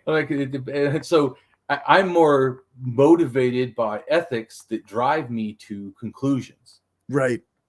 And just that happens that Cory's very ethical, because a lot of his conclusions match mine that get to it from a totally different point. Right. Just a different way of getting there. Yeah. But I'm just trying to show you that you should feel proud that you have the ethical position. So that's why I keep talking about all the time. I want anarchists to get why it is that. Yeah. Dude, we're the humanitarian position. Are you kidding me? For sure. Yeah, for sure. Yeah. In all conflicts, like, not to keep us derailed too much, but yeah, in all conflicts, like, you see the anarchists in the Ukraine and Russia situation are the ones that are like not aligning with any particular bad faith actor, right? Like they're all trying to do the best for everybody that's on the ground. Like, and that's why I think it's really crazy when they say the anarchists are dangerous, or they just say slanderous shit. Like, you fucking kidding me? We are the ones that are the hope for society. they have to do that because care is dangerous to power. Oh, true. Well, especially they don't want to get into ethical arguments. Right. Yeah, because they can't win. Yeah, that's right. Yeah. You're not going to win that debate. Yeah. Yeah, me and Cory over here being humanitarians, and you guys are pro-war. I don't Yeah, know. sorry. One of us has a leg to stand on in this. Yeah. Like, fucking what the fuck? No. Yeah. But as I was trying to say, do you feel so far that what you read is anything new? Does it make your position stronger or different? Or well, I mean, I think it clarifies some things, because I saw the other day, like I think it was John Hoops. He posted something about, like, if you think that Israel is full on in a place where they don't belong, then you need to look up Bronze Age history. And I was like, well, okay, I don't know that much about this, so maybe I do need to look up more Bronze Age history. And lo and behold, this is what we're doing. So, and so it really clarifies it. It really shows, like, yes. So obviously, I mean, the Jewish people, it's not just that they deserve a homeland, but this particular area, or some of this area, is something that they came from. That's what I'm trying to say. And they're, to me, they're both indigenous. Right. So, I mean, that's my point is, so what I hear from the outside, because I don't give a shit about fucking states as an anarchist. Right. Not a future state, not the current state, not old states. Yeah, these are just two different groups of indigenous people. There you go. In a sense, right? Like, right. So as long as you take out the states of it. That's what I'm trying to say. Yeah. You get, or at least that now you're stating how I see it. Because once again, to me, like I said, I have an axiological lens that immediately sounds like an anarchist lens. Right. Yeah, because I mean, like, and I fully agree. Like, I mean, I personally don't believe that there should be a state of anything. Like, so, exactly. So, well, and we've already done tons of shows that's only been an excessive thing of violence, and we've had other shows even in China, right? We talked about, and before that we talked about 7,000 years ago. But it's not like I just hammer it for no reason. That literally explains the shit. Yeah. No, it's good. And the other one was a current that the other part that talked about all the skulls cracked and all this stuff. That is a 23. The other one I think is 2016 or something, or 2017. So this other one was about the cracked skulls. They just found more evidence of what I keep saying. Right. Yeah. Because unlike Graham Hancock, when I say these claims, oh fuck, they keep showing and they're correct. Yeah. Yeah. But as you know, also I try to make logical jumps, and he just fucking Fantasyland conspiracy jumps. Yeah, that's the difference, right? Yeah, he's just making out of whatever he wants. People came to America and taught the Indians. You're like, what the fuck? Yeah, dude. Look, of all these speculations, I would go, wait a minute, that one sounds like shit. Yeah. But go ahead. Sorry. Yeah, sure. We should get going here. Considering the timing of this origin, the study found that the common genetic Middle Eastern background of Jewish populations predates the ethnogenesis in the region, and concludes that the Y chromosome pool of Jews is an integral part of the genetic landscape of the Middle East. The study nevertheless found a high degree of overall similarity between Jewish and local Arab groups. Lucotte et al. 2003 study found that Oriental, Sephardic, Ashkenazic Jews, and Lebanese and Palestinians seem to be similar in their Y haplotype patterns, both with regard to the haplotype distributions and the ancestral haplotype 8 frequencies. The authors stated in their findings that these results confirm similarities in the Y haplotype frequencies of this Near Eastern populations, sharing a common geographic origin.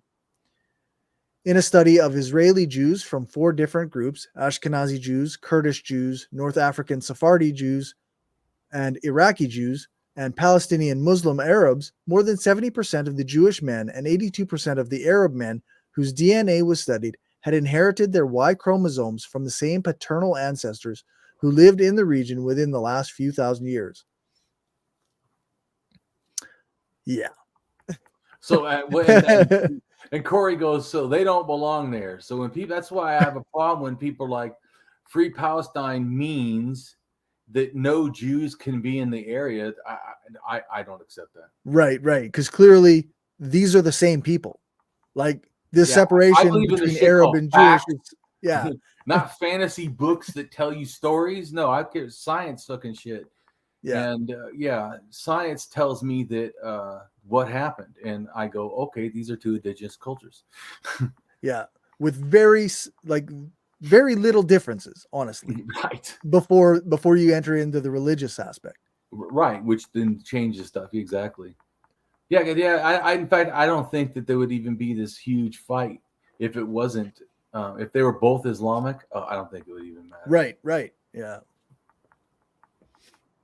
So if all Jews turn Islamic, then there would be no issue. Yeah. I'm not saying there would be no war, because Islamic people still fight each other, just like Christians did. So it's not. But I'm saying that all religions have most of them, because even Sikhs, right? Sikhs are generally considered a lot more passive. They actually fought each other with their little ceremonial swords in their temple. Whole bunch of them. I think like 300 dudes or so. Maybe it wasn't that many. Maybe 50. I don't know. I shouldn't say a number. I don't know. But a bunch. I mean, because I did see pictures, but I did read it, but I don't remember. But I remember the pictures of all these, normally supposedly more reasonable religious people just losing their minds with their swords, like they're barbaric as fuck. Like, what the fuck? Yeah. So anyways, I'm just saying that, because power, once again, just like I said, and there's good people and there's bad people. Some of them like religion, some don't. Period. I'm just saying. So I'm just going back to I also don't like people demonizing people just on religious. There's some fucking people that call themselves atheists that I don't accept that they're part of anything that I'm part of. Yeah, that's right. Yeah. So, I could name some off the top of my head. I can count them right now.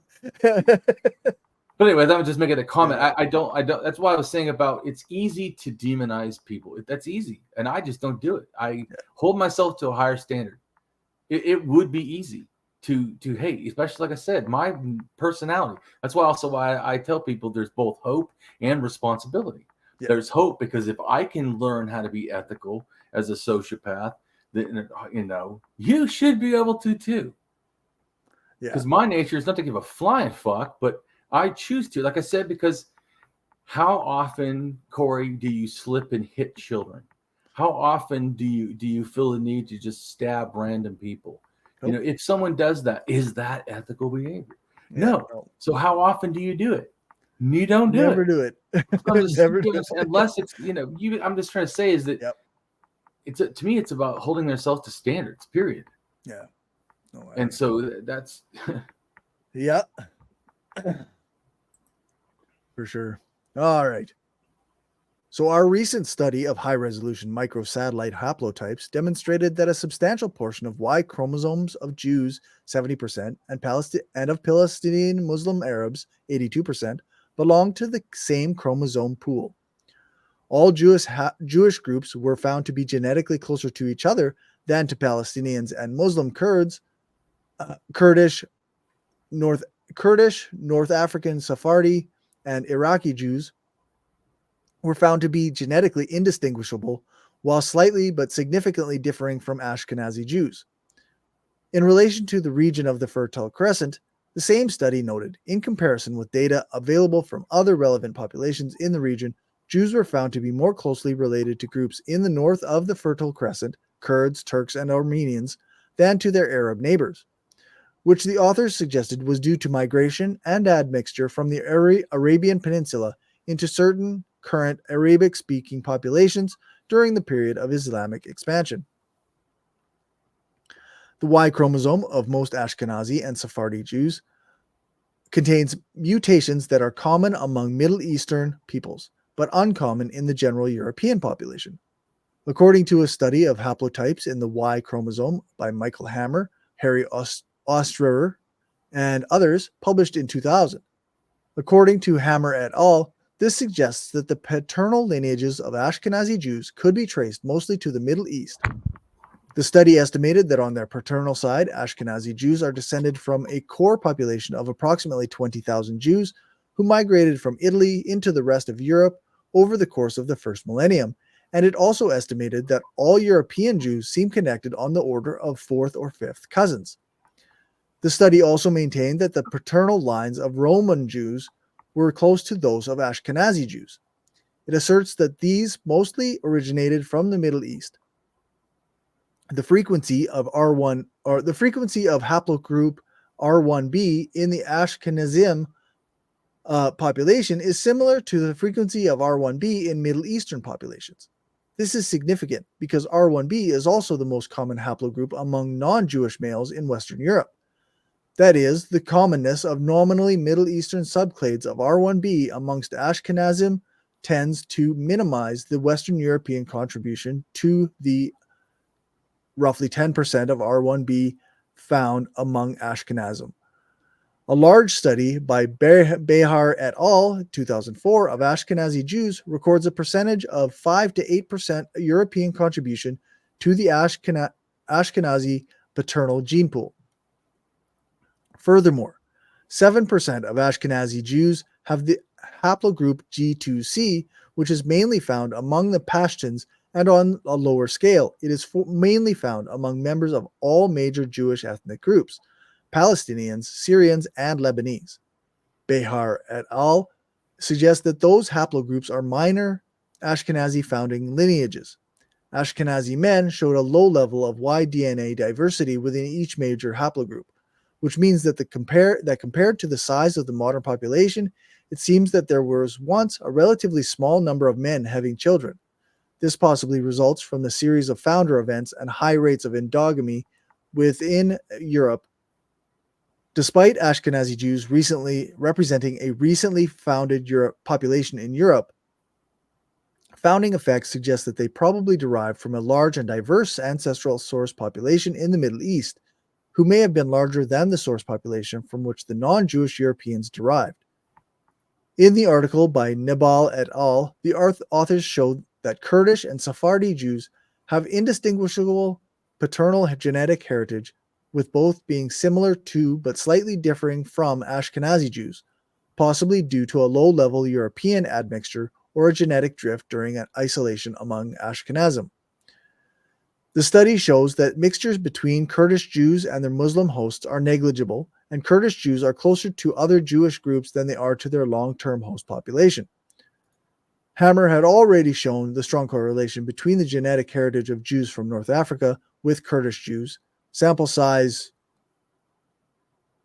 9/50? Yeah, I don't know what that exactly means. Okay, but it says 18% haplogroup. All I'm just trying to show is that what the stuff is, but because I'm trying to hammer home people's grasping and understanding that you cannot say that they're not indigenous. It's just it's uneducated or wrong or whatever, or bigoted if you keep doing it. Right. But like I said, that doesn't excuse the oppressing the Palestinians or any other kind of shit like that. Right, exactly. Or the Hamas going and killing civilians either. Yep, that's right. According to Thomas et al. In 2002, a number of Jewish communities reveal direct line maternal ancestry originating from a few women. This was seen in independently founded communities in different geographic areas.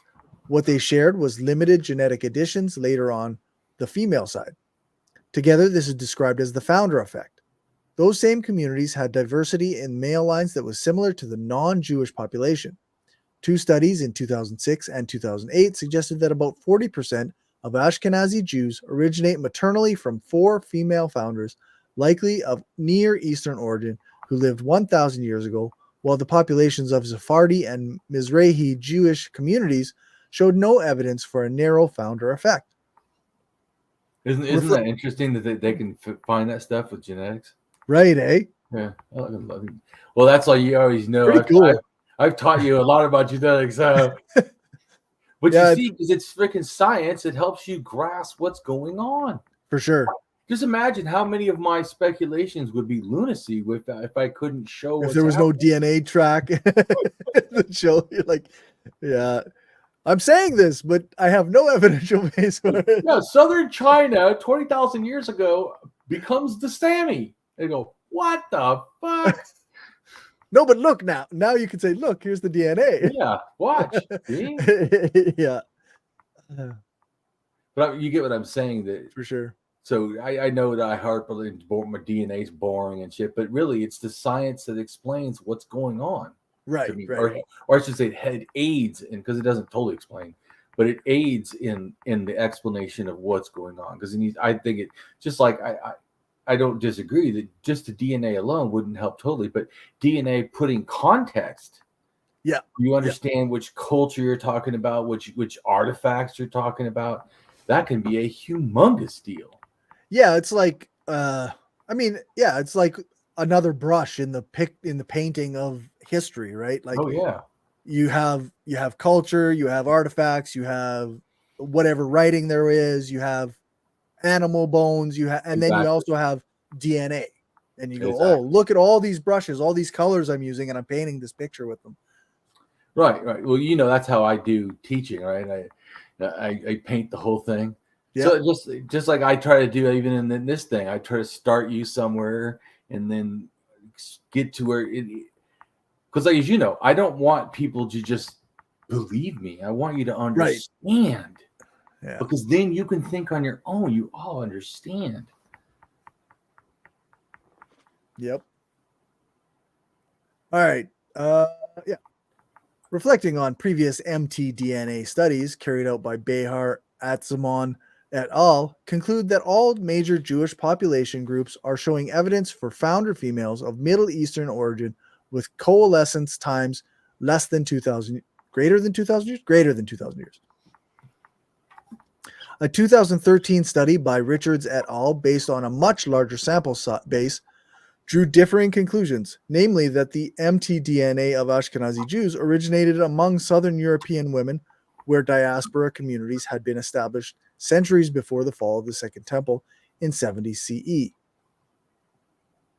A 2014 study by Fernandez. 2000 CE is almost 2,000 years ago minus 70. So right. It's not these people. I mean, that's good. They're getting more detailed, but you're arguing almost the same thing. Right. So I'm just saying. Yeah, that's right. Like, I differ opinion. Your opinion is almost the same opinion. I disagree. I think it was 50 years less. Like, okay. Okay, good. Oh, all right. The same both. How about that? Thanks for that. Yeah. Wow, that's profound. Don't go write a paper on that. He is wrong by a percentage of 50. Yeah. Jeez, okay. A 2014 study by Fernandez et al. Found that Ashkenazi Jews display a frequency of haplogroup K, which suggests an ancient Near Eastern origin, stating that this observation clearly contradicts the results of the study led by Richards, which suggested a predominantly European origin for the Ashkenazi community's maternal lines. However, the authors of the 2014 study also state that definitively answering the question of whether this group was of Jewish origin rather than a result of Neolithic migration to Europe would require the genotyping of the complete mtDNA in ancient Near East populations. In 2004, Behar et al. Found that approximately 32% of Ashkenazi Jews belong to the mitochondrial haplogroup K, which points to the genetic bottleneck having taken place some 100 generations prior. Haplogroup K itself is thought to have originated in Western Asia some 12,000 years ago. A 2006 study by Behar et al., based on high-resolution analysis of haplogroup K, or mtDNA, suggests that about 40% of the current Ashkenazi population is descended matrilineally from just 4 women or founder lineages, likely of mixed European and Middle Eastern origin. They concluded that these founder lineages may have originated in the Middle East in the 1st and 2nd centuries CE and underwent expansion in Europe. Right. So it's going good so far. Yeah, I think so. And then, so the next part you're going to be reading is basically kind of like my question and then my answer to the question. My wife says I like to think like that. I pose a question and I answer it myself. Fair. But so that's what you're going to read in a sense. But what it's relating to is the concept of Jewishness. Oh, okay. Both in the Jewish community, but also in the larger world. In other words, like when people say, they don't belong or whatever, but also Jews themselves saying, are you Jewish enough? Interesting. So anyways, I'm like, yeah, whatever. But anyway, so I just gave something in relation to Native Americans. And the reason was so that, because I believe if something is true in a sense, especially if it's culture, it should be universal. You should be able to add it to, or unless it's some specific thing. If you're talking, you get what I'm saying? So if we say that there's like, you're going to read 25% is enough for tribal affiliation, then to me, that's a universal, minimum or whatever. That's I can accept. Someone else, I didn't make it up. I would say everyone belongs, but I think it needs humanity and not fucking tribes, but yeah, fucking humans. Oh, okay. So, but I'm saying other people. Yep. It seems to be a thing that people do. Right. So just so people grasp it, I could really care less because to me, we're all freaking humans, and I like all of us. I want all of us to succeed. So I'm fighting for all of us. I've reached a point now where I often think of like other people as just like I've got my immediate family, and then I've got my friends who are also my family, and then I've got the rest of the world, which is like my extended family. Right. and then even animals are related to us. There are, and then you're like, and then if I got room, I'll slip in Damien. No, you're in the friend group, which is family. So okay. You're good. All right.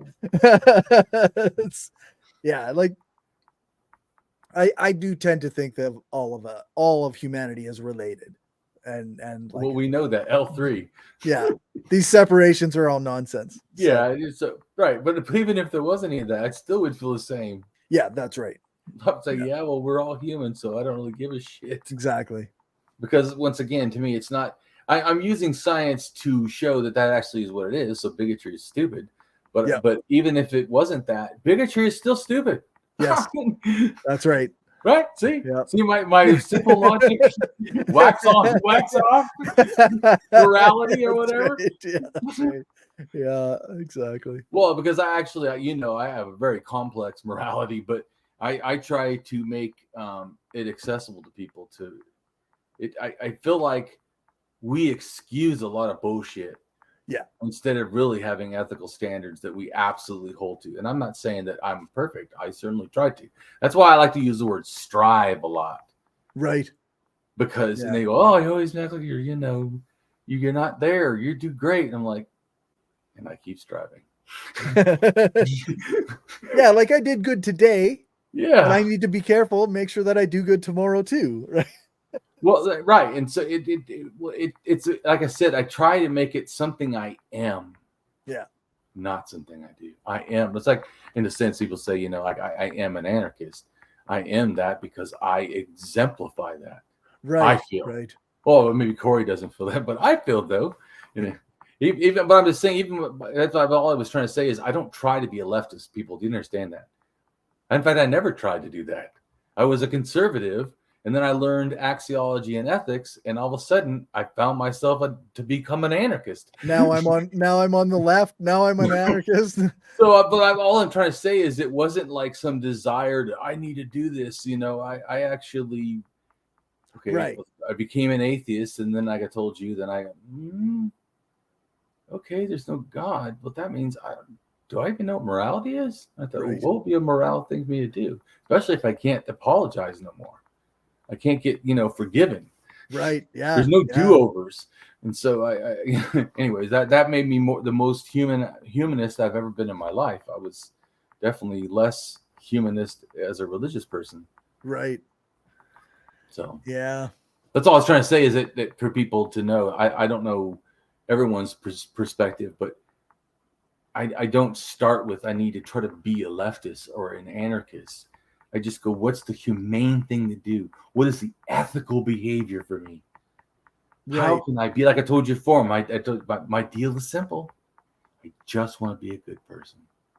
Like I said, I had to learn that there's a word for that called anarchist, but so we digress. Anyways, for sure.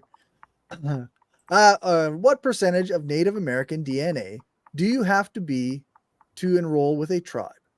25% Native American ancestry or more is what Damien has heard.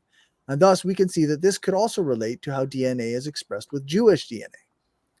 That's all. I don't want to argue about, if that's correct or whatever. All I was trying to say is I remember someone's mentioning something like that.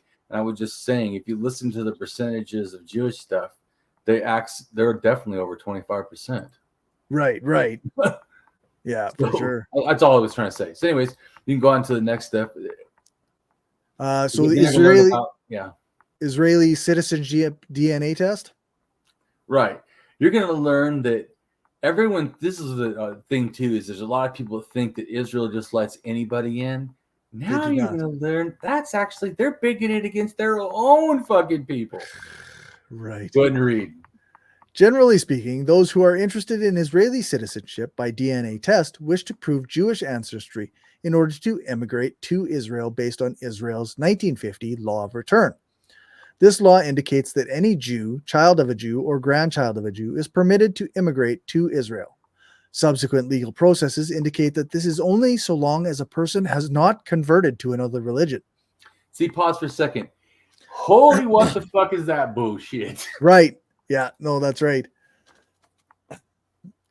Right? Is that what the fuck? Anyways, yeah. Going back to the religionist. Not really a big fan of the idea of DNA tests to prove how pure you are to get into the country to start off with. But right? Then on top of it, it's like, yeah, but you may be pure enough of blood, but you're not pure enough of heart or religion or soul or whatever. Is that not sickening? I didn't know. You know what? I didn't know that. Yeah, that's fucked. So I read that and I went, oh yeah, they're dickheads to even their own people. That's fucked. That's fucked up. So if I had the total 100% or whatever Jewish, but I'm an atheist, I'm fucked. Yeah. What the fuck? Yeah. Just too bad, I guess. But anyways, I thought I'd add that because there's a lot of people who think they'd let everybody in. Actually, they're bigoted to their own people. Yeah, no shit. Which doesn't look good for the Israeli government. Well, we don't. Nope. There's a bunch of things that don't look good. I'm just that's right. Going back to the, what did they say? Which is ridiculous. I had heard in the news, I unequivocally support Israel. What the fuck? No. Unequivocally? I don't unequivocally support anybody. There's not a state in the world I unequivocally support. No, how about that? No. What the fuck? Yeah, no. Nowhere. Way. Holy fucking shit. Fuck what? Yeah. Unequivocally. No. Yeah, disgusting. Like fucking what? No. You kidding me? Oh, you want to bring up how many things I think are bad? Oh, yeah, exactly. Also, before this, I thought I might almost do a show on how, I didn't know what to call it exactly, how terrible is America or something. Yeah. Or fuck America if they won't take the refugees they make, or some bullshit like that.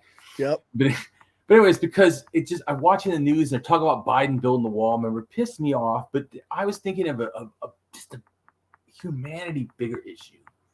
Literally, America has not every, but at least, I don't know, 70% or something of wherever of South America is practically governments have been, in some way messed with by America. And so, and generally attacking left-wing stuff for the favor of sometimes flat out right-wing terrorist organizations, as long as they weren't left-wing.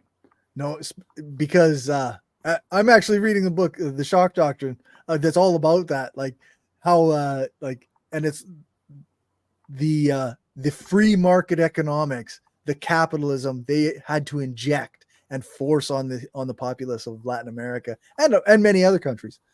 Like it's just it's horror. It's all it's trying to say is that. So I already know that. So it's just disgusting. All kinds of stuff. Like support states. Oh, what the nope.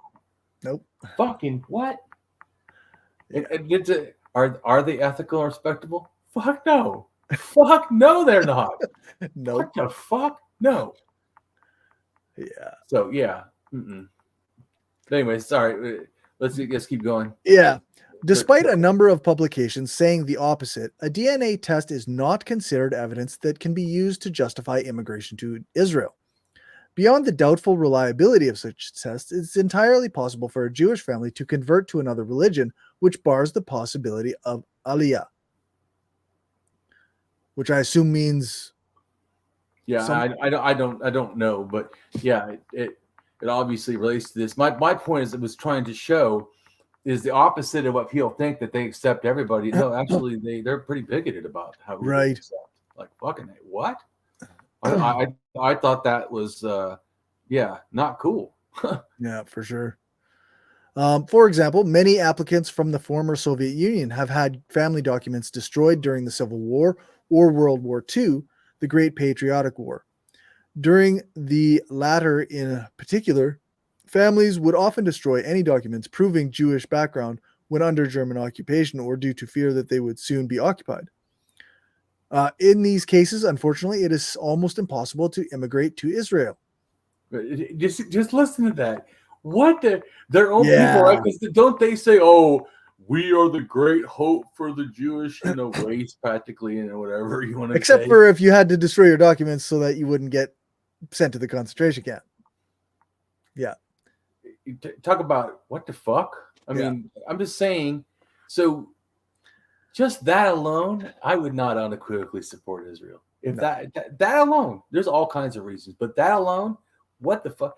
Especially to do that to your own people, that's dog shit. That's what the. Yeah. They're all singing and dancing about how that they're strong and powerful. I saw something, good for them. But hey, you don't really care about all your people.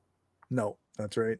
So yeah, or at least the state doesn't. That's another thing too. The state doesn't. People blame the people for the state. Imagine if Trump or Biden goes because they could both get in, and one of them goes to war or does all kind of shit. Do you think I fucking support that shit? Because I will guarantee whatever war they get into is some shit. I'll be like, oh, what the fuck? It won't be something I feel ethically. Yeah. Oh, they're really doing good. I'll be thinking, oh, no more.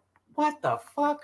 Yeah, that's the weird. It's a weird thing with these countries and nations and states that like they somehow like this person who was elected by this small percentage of people somehow represents all of us.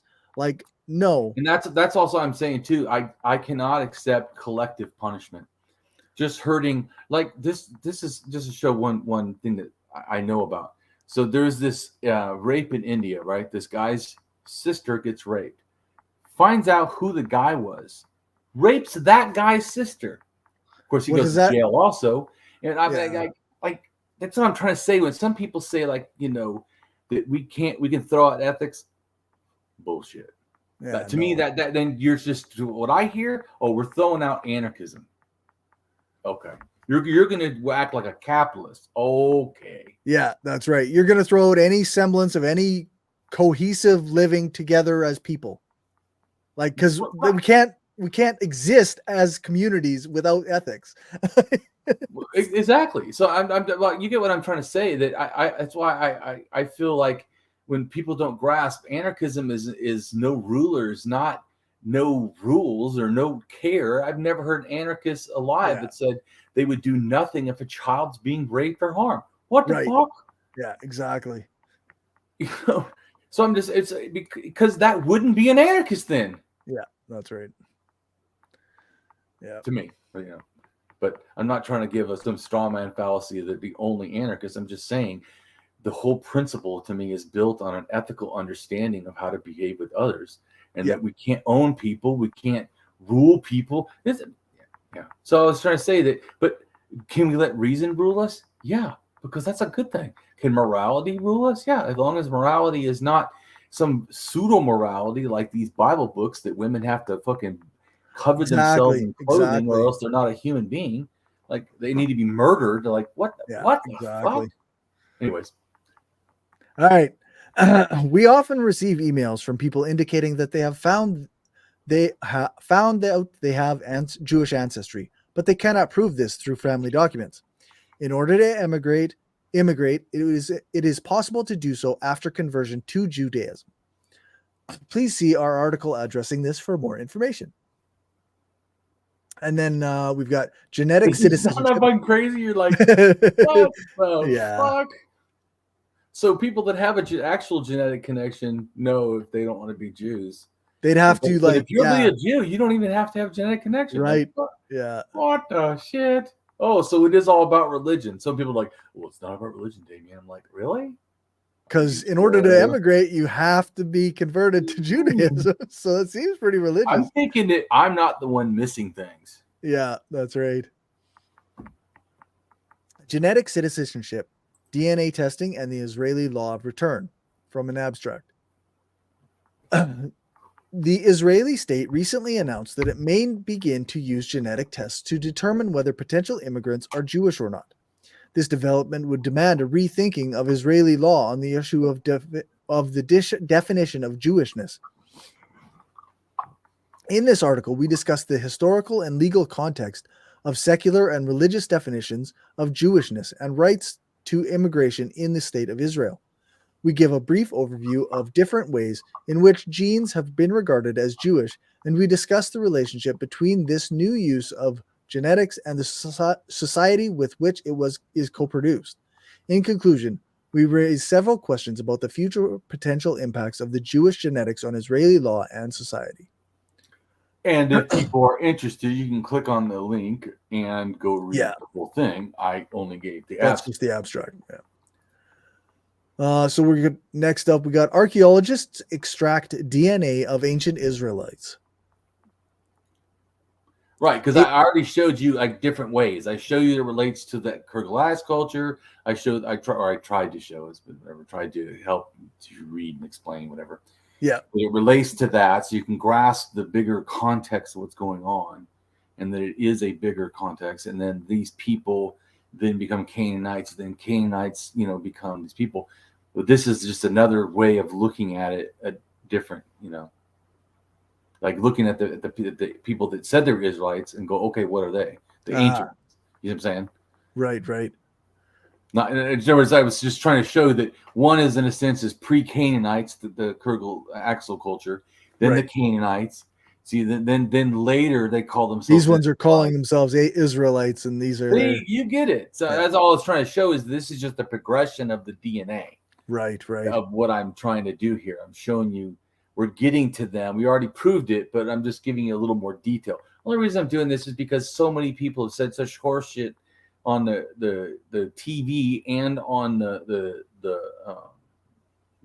internet or whatever. Yeah. Twitter, X, whatever the shit. Twitter.com. Right. And some of them, I like the people, but I'm like, dude, that position. It's just wrong. Yeah. No. Like, just like all I was trying to say is they can still be wrong, and you don't have to say that. You can just have to say they're wrong. What the fuck? Yeah, they are. That's right. You don't need balloons and fucking blow things, and party hats and shit. You can just say the shit's fucking not right, man. Yeah. Rare first temple period family burial opens the door to genetic studies on the true origin of the ancient Israelites and their links to modern Jewish populations. Of course, cultural identity and genetic background are not the same. The archaeologist Finkelstein adds, genetic background can be revealed by an ancient DNA study. Identity is about culture, geography, and can change through the ages. This is also true in the present. Just look at the population of modern Israel. There is also a question as to whether Kiryat Yearim was controlled by Judah or its larger and often rival northern neighbor, the Kingdom of Israel. Finkelstein? I don't know. Recent. He's a famous, in a sense, Jewish archaeologist. He's also secular Jew or whatever, or atheist. I mean, yeah, or agnostic or something. Okay. So I don't want to claim I know exactly what he is, but I read his book or one of his books. Interesting. I can't remember now at the top of my head what it was. Some like understanding the Bible or something. Because I cared about the Bible like my first 5 years as an atheist, and then after that, as you see, I've gone way beyond the Bible. So far beyond the Bible, I forget the shit about oh yeah, the Bible. What? Oh yeah, yeah. That's right. It's been years since I even thought about that damn thing. Yeah. So Finkelstein's recent excavations at the site have revealed a large artificial platform at the top of the settlement, which is typical of the Northern Kingdom's urban planning. This suggests that Kiryat Yearim was initially under the control of Israel, at least until that kingdom was conquered by the Assyrians in the second half of the 8th century BCE. The highlight of the very partial results is that the Y chromosome in the man belongs to the J2 haplogroup, a group of closely related DNA sequences that is believed to have originated in the Caucasus or eastern Anatolia, a vast area including modern-day eastern Turkey, northwest Iran, Armenia, Georgia, Azerbaijan, and southern Russia. The DNA of ancient Canaanites showing that they had a strong ancestral connection to modern-day Jewish and Arab populations. That research, published in Cell in 2020, also showed that the Canaanites in the Middle and Late Bronze Age, before the emergence of the Israelite identity, descended from a mix of Neolithic inhabitants of the Levant and a group of immigrated from the Caucasus or eastern Anatolia. This migration was already in motion in early Bronze Age, around 2900 to 2500 BCE, and is also visible archaeologically with pottery from this period exhibiting strong influences from Anatolia and the Caucasus. It continued in the Middle Bronze Age as seen in the study of ancient DNA of individuals from Megiddo and other places, and is evident in the mention of historical texts of Canaanite officials in the Late Bronze Age, with names that are not Semitic and originate in the northeastern Middle East, Finkelstein says. Genetic origin of the Palestinians. Right. So we've been talking a lot about the Jews because there was, I feel like, a lot of bigotry and wrong statements.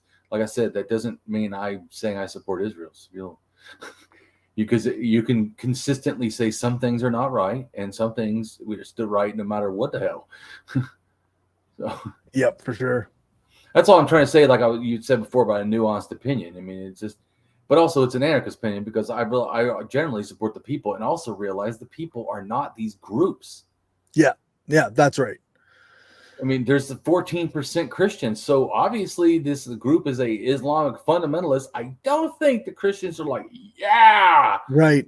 Yeah, that's right. And there's secularists and there's these different groups. And you don't want to be gay because they let you be beaten to death or beheaded. Right. Or whatever. So, yeah, like Hamas is like you said at the start, like they're a far right, extremely conservative, hardcore Muslim group. So, right. Like I said, that's why I totally get, but I guess anarchists, we see it a little bit different about serving people, not groups. Yeah. But so many, like I said, people, communists are saying they support Hamas. I'm like, are you fucking kidding me? They're anti-communist.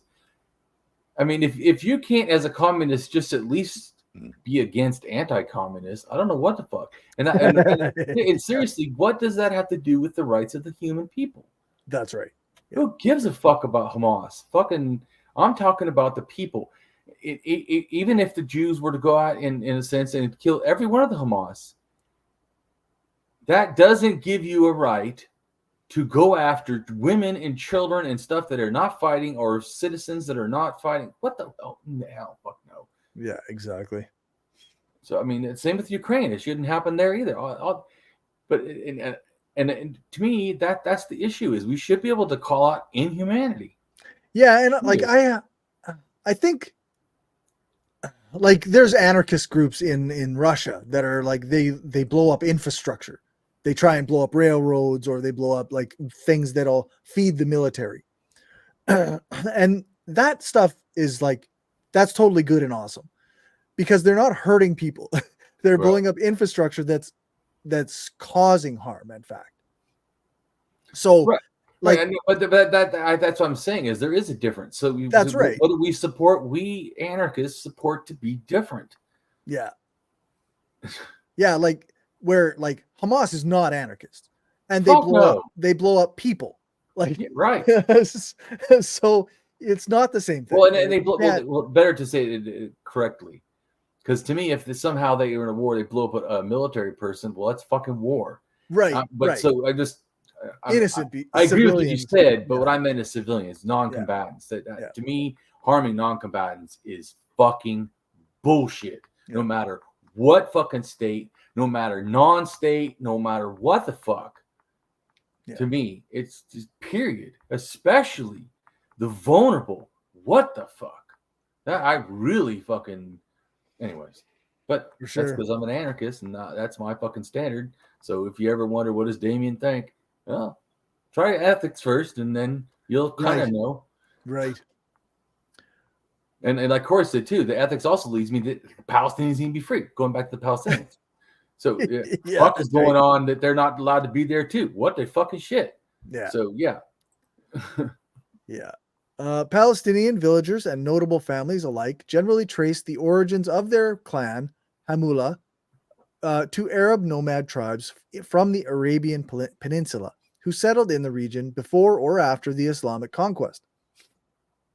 A small number of Palestinian families follow oral traditions that trace their roots to Jewish and Samaritan origins.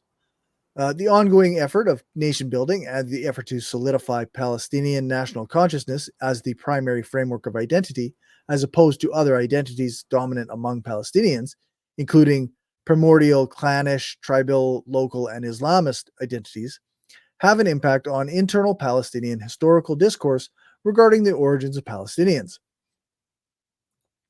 The complex demographic history of Palestine has been influenced by several historical occurrences and migrations. The region has been home to diverse populations over centuries. During the Bronze Age, it was inhabited by the Canaanites, Semitic-speaking peoples. In the early Iron Age, the Israelites emerged as a separate ethno-religious group in the region, forming the two related kingdoms of Israel and Judah. The fall of those kingdoms to Assyrian and Babylonian conquests was accompanied by forced exile eastwards. The region then came under Achaemenid, Ptolemaic, and Seleucid rule. Jews eventually formed the majority of the population in Palestine during the classical antiquity, even enjoying a brief period of independence under the Hasmonean dynasty, before the area was incorporated into Roman rule. However, the Jewish-Roman wars, and especially the Bar Kokhba revolt, resulted in the death, displacement, or slavery of many Jews, and as a result, the Jewish population in Judea declined significantly. In the centuries that followed, the region experienced political and economic unrest, conversions to the rising new religion of Christianity, and the religious persecution of minorities. A Christian majority eventually formed under Byzantine rule as a result of Christian immigration, Jewish departure, conflicts such as the Samaritan revolts, and the conversion of locals. The Arabs, having adopted the religion of Islam, conquered the Levant in the 7th century, and in the following centuries, several Arabic-speaking Muslim dynasties such as the Umayyads, Abbasids, and Fatimids came to rule the region. Palestine's population sharply declined throughout the subsequent centuries, falling from an estimated 1 million during the Roman and Byzantine periods to roughly 300,000 by the early Ottoman period. As time passed, many of the existing populations converted to Islam and adopted Arab culture and language. Arab settlement, both before and after the Muslim conquest, is thought to have had hastened the pace of his Islamization. Much of the local Palestinian population of the area of Nablus is believed to be descended from Samaritans who converted to Islam.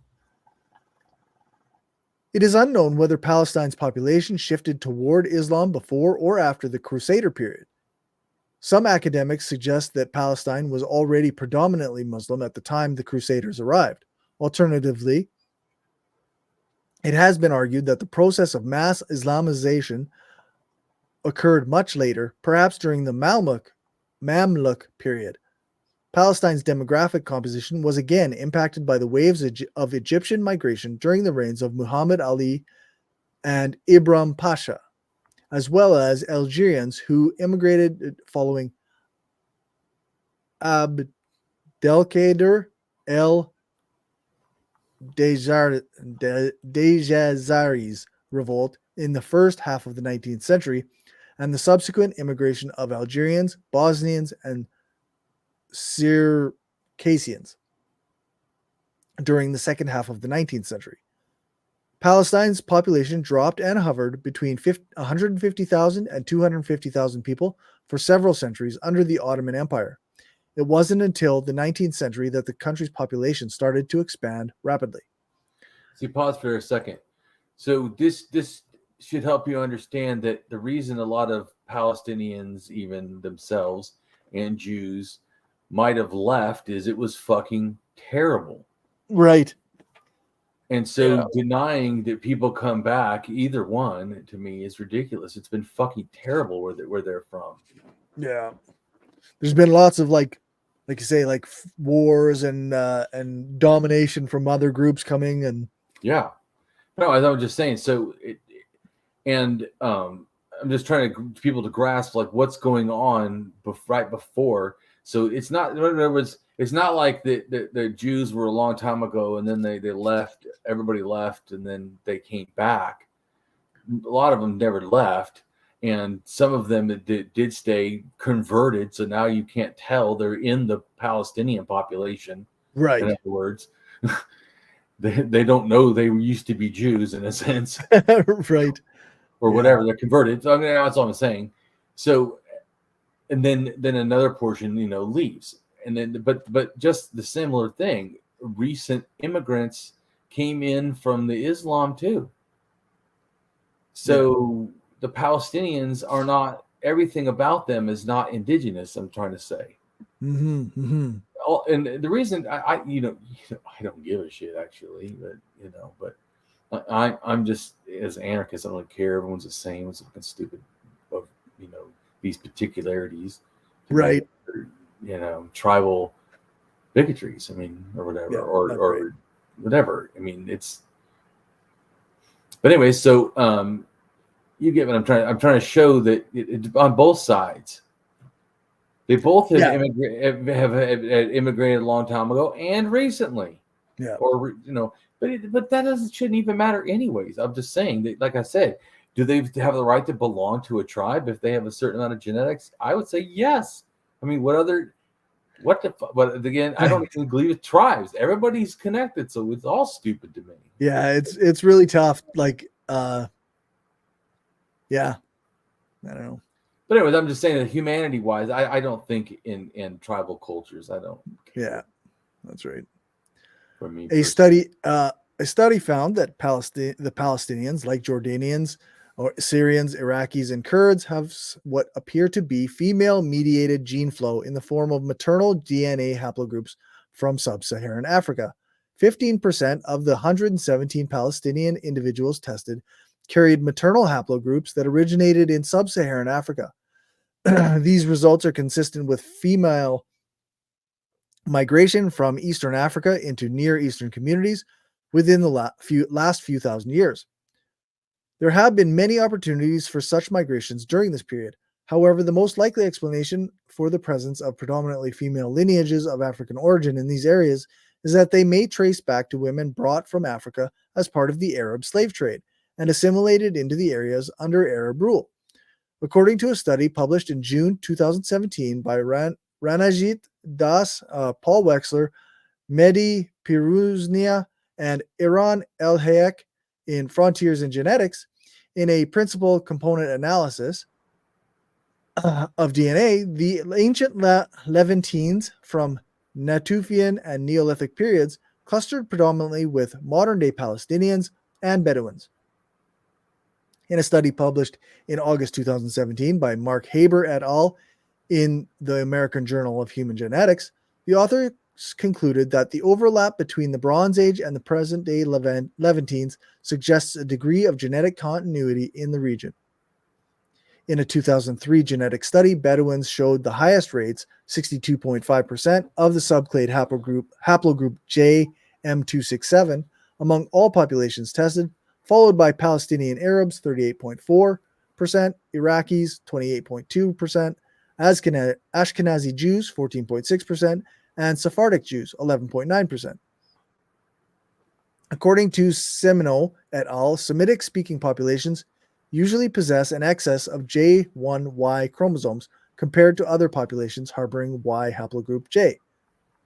The haplogroup J1, the ancestor of subclade M267, originates south of the Levant and was first disseminated from there into Ethiopia and Europe in Neolithic times. J1 is most common in Palestine, as well as Syria, Iraq, Algeria, and Arabia, and drops sharply at the border of non-Semitic areas like Turkey and Iran. A second diffusion of the J1 marker took place in the 7th century CE when Arabians brought it from Arabia to North Africa. A 2013 study by Haber et al. Found that the predominantly Muslim populations of Syrians, Palestinians, and Jordanians cluster on branches with other Muslim populations as distant as Morocco and Yemen. The authors explained that religious affiliation had a strong impact on the genomes of the Levantines. In particular, conversion of the region's populations to Islam appears to have introduced major rearrangements in populations' relations through admixture with culturally similar but geographically remote populations, leading to genetic similarities between remarkably distant populations. The study found that Christians and Druze, D-R-U-Z-E, became genetically isolated following the arrival of Islam. The authors reconstructed the genetic structure of the pre-Islamic Levant and found that it was more genetically similar to Europeans than to Middle Easterners.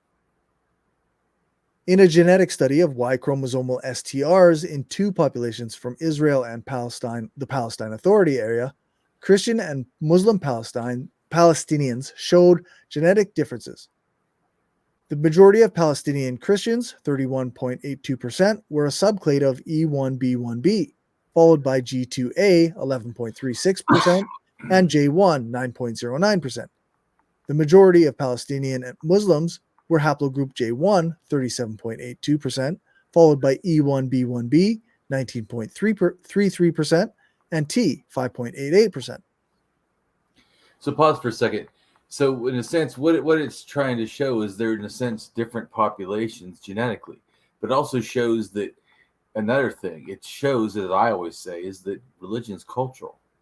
It's passing through the genetics. Right.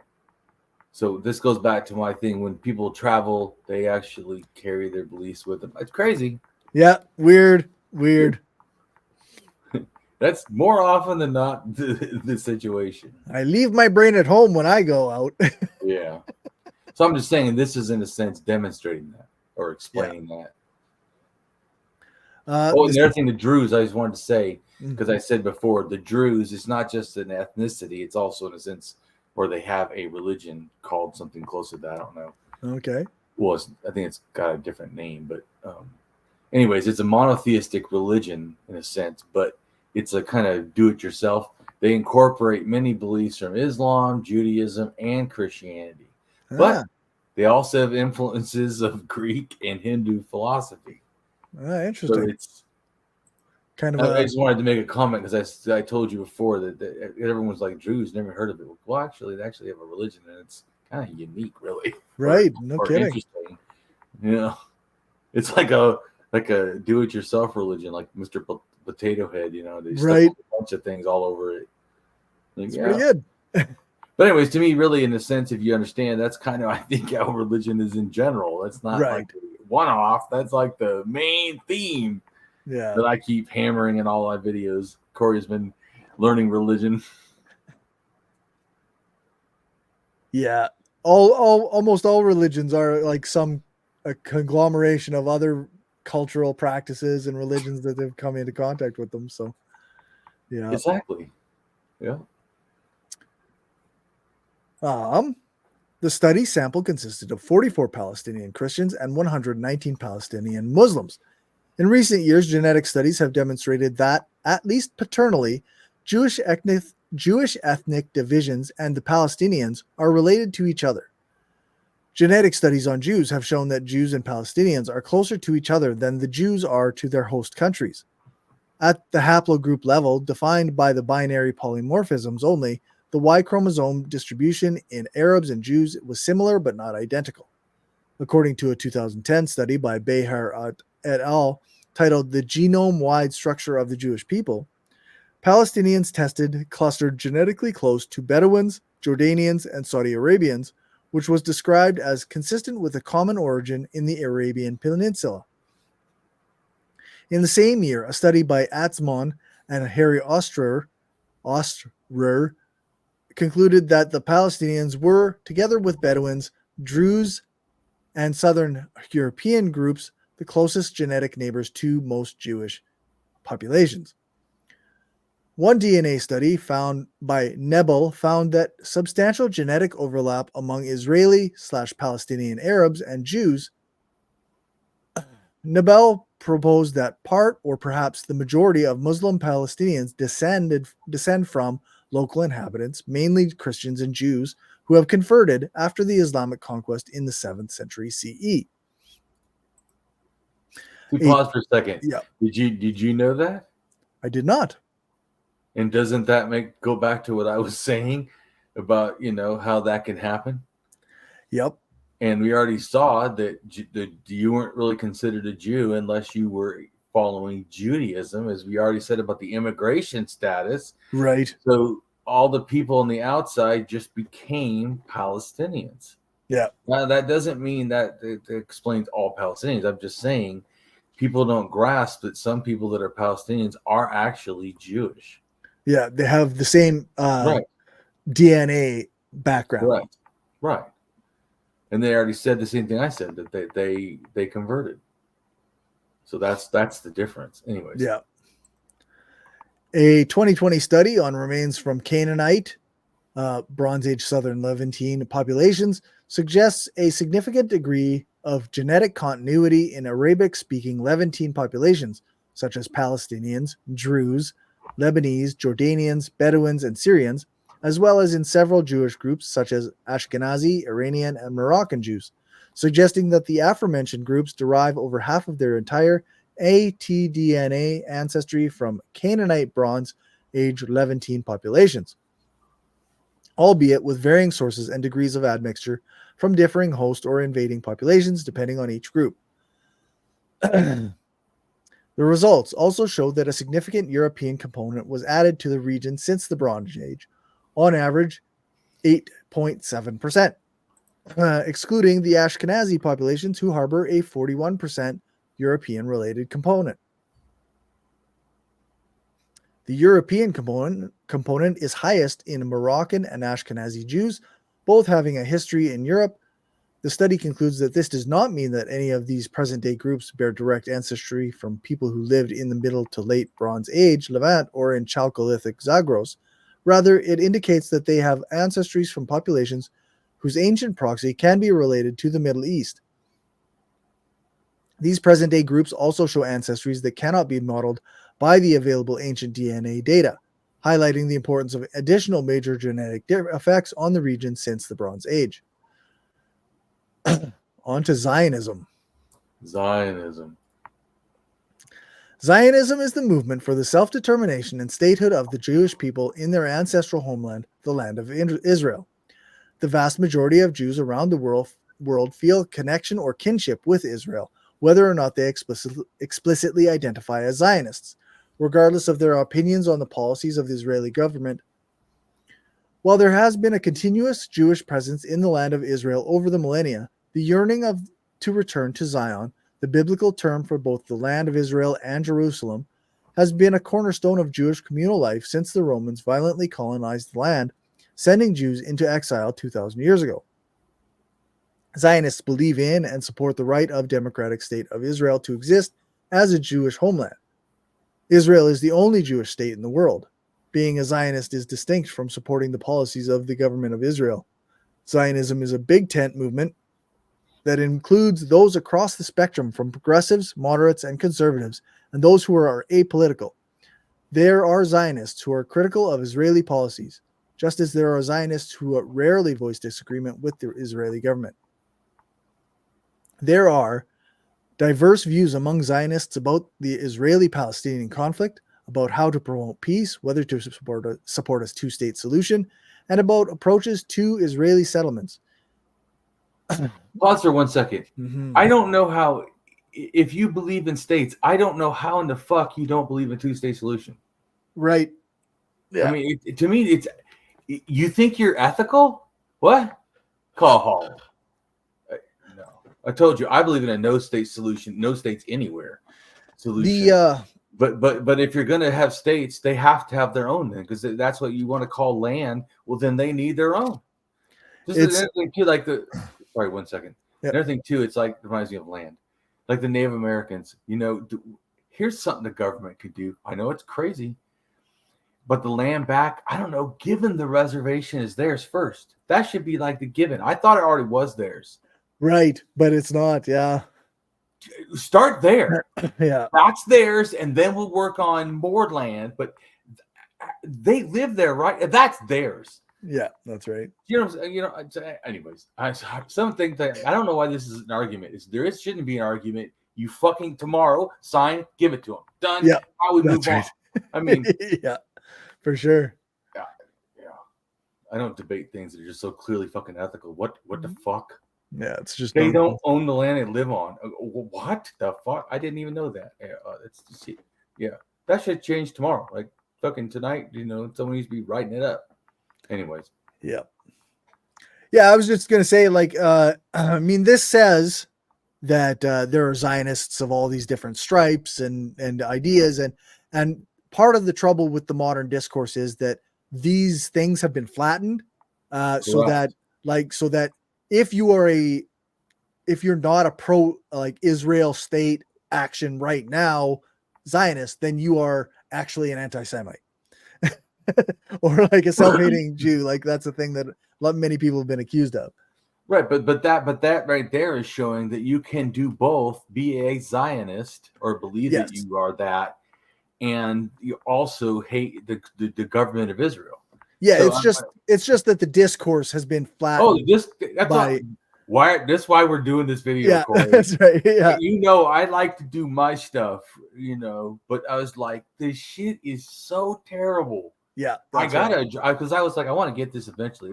Obviously, I want to get to a lot of stuff with you, not just, but I want to do a path to show this consistency. Right. Because I want to. When we go off the path, there's a reason.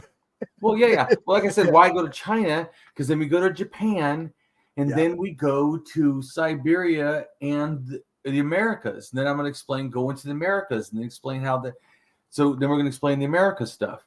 So and then when we do that, then we're going to do, other stuff like atheism or whatever, or, more political stuff. We're going to do more stuff. I'm just saying, right. I want to show this is what happened. You see what I'm saying? Both religiously, culturally, this is genetically, this is what happened. So people can know the truth. That's why we're kind of like working, because Chinese DNA does relate in a sense to doing it. So does, since Japan. So I want, that's why I want to address, Americas I'm talking about. So I'm saying there's a reason, as you know, there's all kinds of stuff I'm doing, and I'm doing this just like I do a timeline. Right. I'm trying to help these videos are going somewhere. Just like we did I knew we needed to do the stuff in Middle East first, because people needed to grasp some of the basics that they already kind of think they know. Right. Because when you talk about China and Japan, people don't fucking know shit. So, or Siberia, sure. they don't know nothing about it. That's right. So I'm just saying. So I know that I had to, like we've been doing, do stuff kind of in a certain way because that helps get there. Yep. So I know we're getting close, to running out of time. Yeah, we got looks like 10 pages left. So it's up to you. I mean, I can stay, but it's up to you. But even if I was just going to say, even if you wanted to end it here, there's people should go read the blog, right, to get more stuff and click the links. There's a lot of stuff to read to beyond what it's a lot of information. Yeah, but I think we have laid out pretty clearly that. I mean, as a state, we don't I don't, and I think you've made it pretty clear that we don't endorse anything that Israel is doing to the Palestinian people. Exactly. But that Jewish people do have a right to be in the region, and they do have a right to a place there, as well as the Palestinian people have a right to a place there. Absolutely, and both should be allowed to have the dignity and the rights over their vote and everything or whatever. Yeah. They should have rights. I mean, yep, yeah, like the apartheid rule over the Palestinian people. That's wrong. It's just wrong. It is. Right. So that's why people would get totally messed up with us. At least remember, like I showed you that meme. I didn't make it. Someone else made it. Who is an anarchist, communist, made this, or at least shared it. And I took it because I was like, that is my opinion. Oh, I'm in the green like usual. Yeah, that's right. Yeah, Israel, bad. Hamas, bad. USA, bad. Yeah, Russia, bad. Anyway, so I mean, yeah, and yeah, it's not also like us just randomly hating or trying to disagree or somehow anarchists have to be different. No. I think that we're taking a more nuanced thing and actually not being reactionary. Yeah, that's right. Yeah, exactly. We talked last night about an article from Anarchist Comment. The article is in here. You can also read it if you want, but it's also in here. Okay. But yeah. So the article I had shown you was neither Israel nor Hamas by anarchistcommunism.org. Right. So people know. You can read some if you want. I mean, no, that's okay. I was just gonna say, well, I thought it was good is because I read it and I go, yeah, they're pretty close to what I think. So once again, I don't even have to know. I just go read stuff and I go, yep. Yeah. Yeah, I read some of it last night, and it's a pretty good article. It starts off good. It's got it's thoughtful, which I appreciate. Right, and don't you think that I try to present the same thing of thoughtful? Yes, exactly. That's why what we do with this channel, with your channel here is it's good work in a lot of ways, but fundamentally, the thoughtfulness, the appreciation of nuance, and the humanity of it is, I think, why it's resonating with some people. So yeah, definitely. Yeah, I know the one from China got 400 something views. Yeah, I know that some people probably just because they're long, they think, oh, I don't know, to hear someone rant on, but I don't think we do that. I work hard to put a whole, cohesive narrative. Right. Yeah, no, because I do. You see, even when I talk about Zionism, which I don't really agree with, but it depends on what you mean. Because sounds like if you mean you have a right to somewhere in Palestine, okay. If you think that means that you need to take over Palestine and dominate everything, then the answer is no. No. Yeah, that's what I'm saying. So I'm just saying. So, but sometimes people would ask my opinion. That's why I don't post. Sometimes I don't post tons and tons of stuff because I don't really want to talk to idiots. Right. And or people that they don't weigh stuff out but I know, like I said, I'm a rationalist. When I don't know things, I try to appeal to reason. Yeah. Not doubt. That's why I said I'm not really skeptic because I don't doubt stuff. I'd Right. look at it and say, is it worth believing? Is there enough evidence to draw a reasonable conclusion? And so then I speculate or whatever from that. That's why Right. some of my speculations could end up, being totally correct, because I don't Graham Hancock it, just throw out wild shit. But see, I need people to understand too, some of the stuff also why he gets the pseudo archaeology beyond some of the crap he says is because he adds magic beliefs. Right. Like, and then he adds racist, sounding shit. So that doesn't even match the DNA. You know what I'm saying? That's not what matches the DNA. So it doesn't. Yeah. Oh, So it's false. So you're wrong. Yeah. So no DNA, which I show tons of, right? I always Yeah. go to DNA because it's how you can prove things. Or pottery. Because so no DNA, no pottery. Go figure Yet that. you know it was advanced. How? Yeah. But anyways, I'm saying people don't grasp, like, because I know some of his fans like, oh, you're just being mean to him unjustly. No, when people add, the superpower beliefs or whatever, or like mislead, like Right. he'll go and meet a religious person and said he was doing research. Well, but then he'll explain himself as a researcher, but then give no like qualifiers, makes it sound more scientific than it should. Right. Just Yeah. It's funny the way people like label themselves, like you say, like Graham Hancock calls himself a researcher. Well, then I'm a researcher.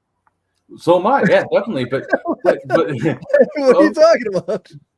But I think that you need to clarify, and I was investigating what it was like to get high with the shaman. Right. Well, that doesn't sound much like research, like you get what research of a certain kind.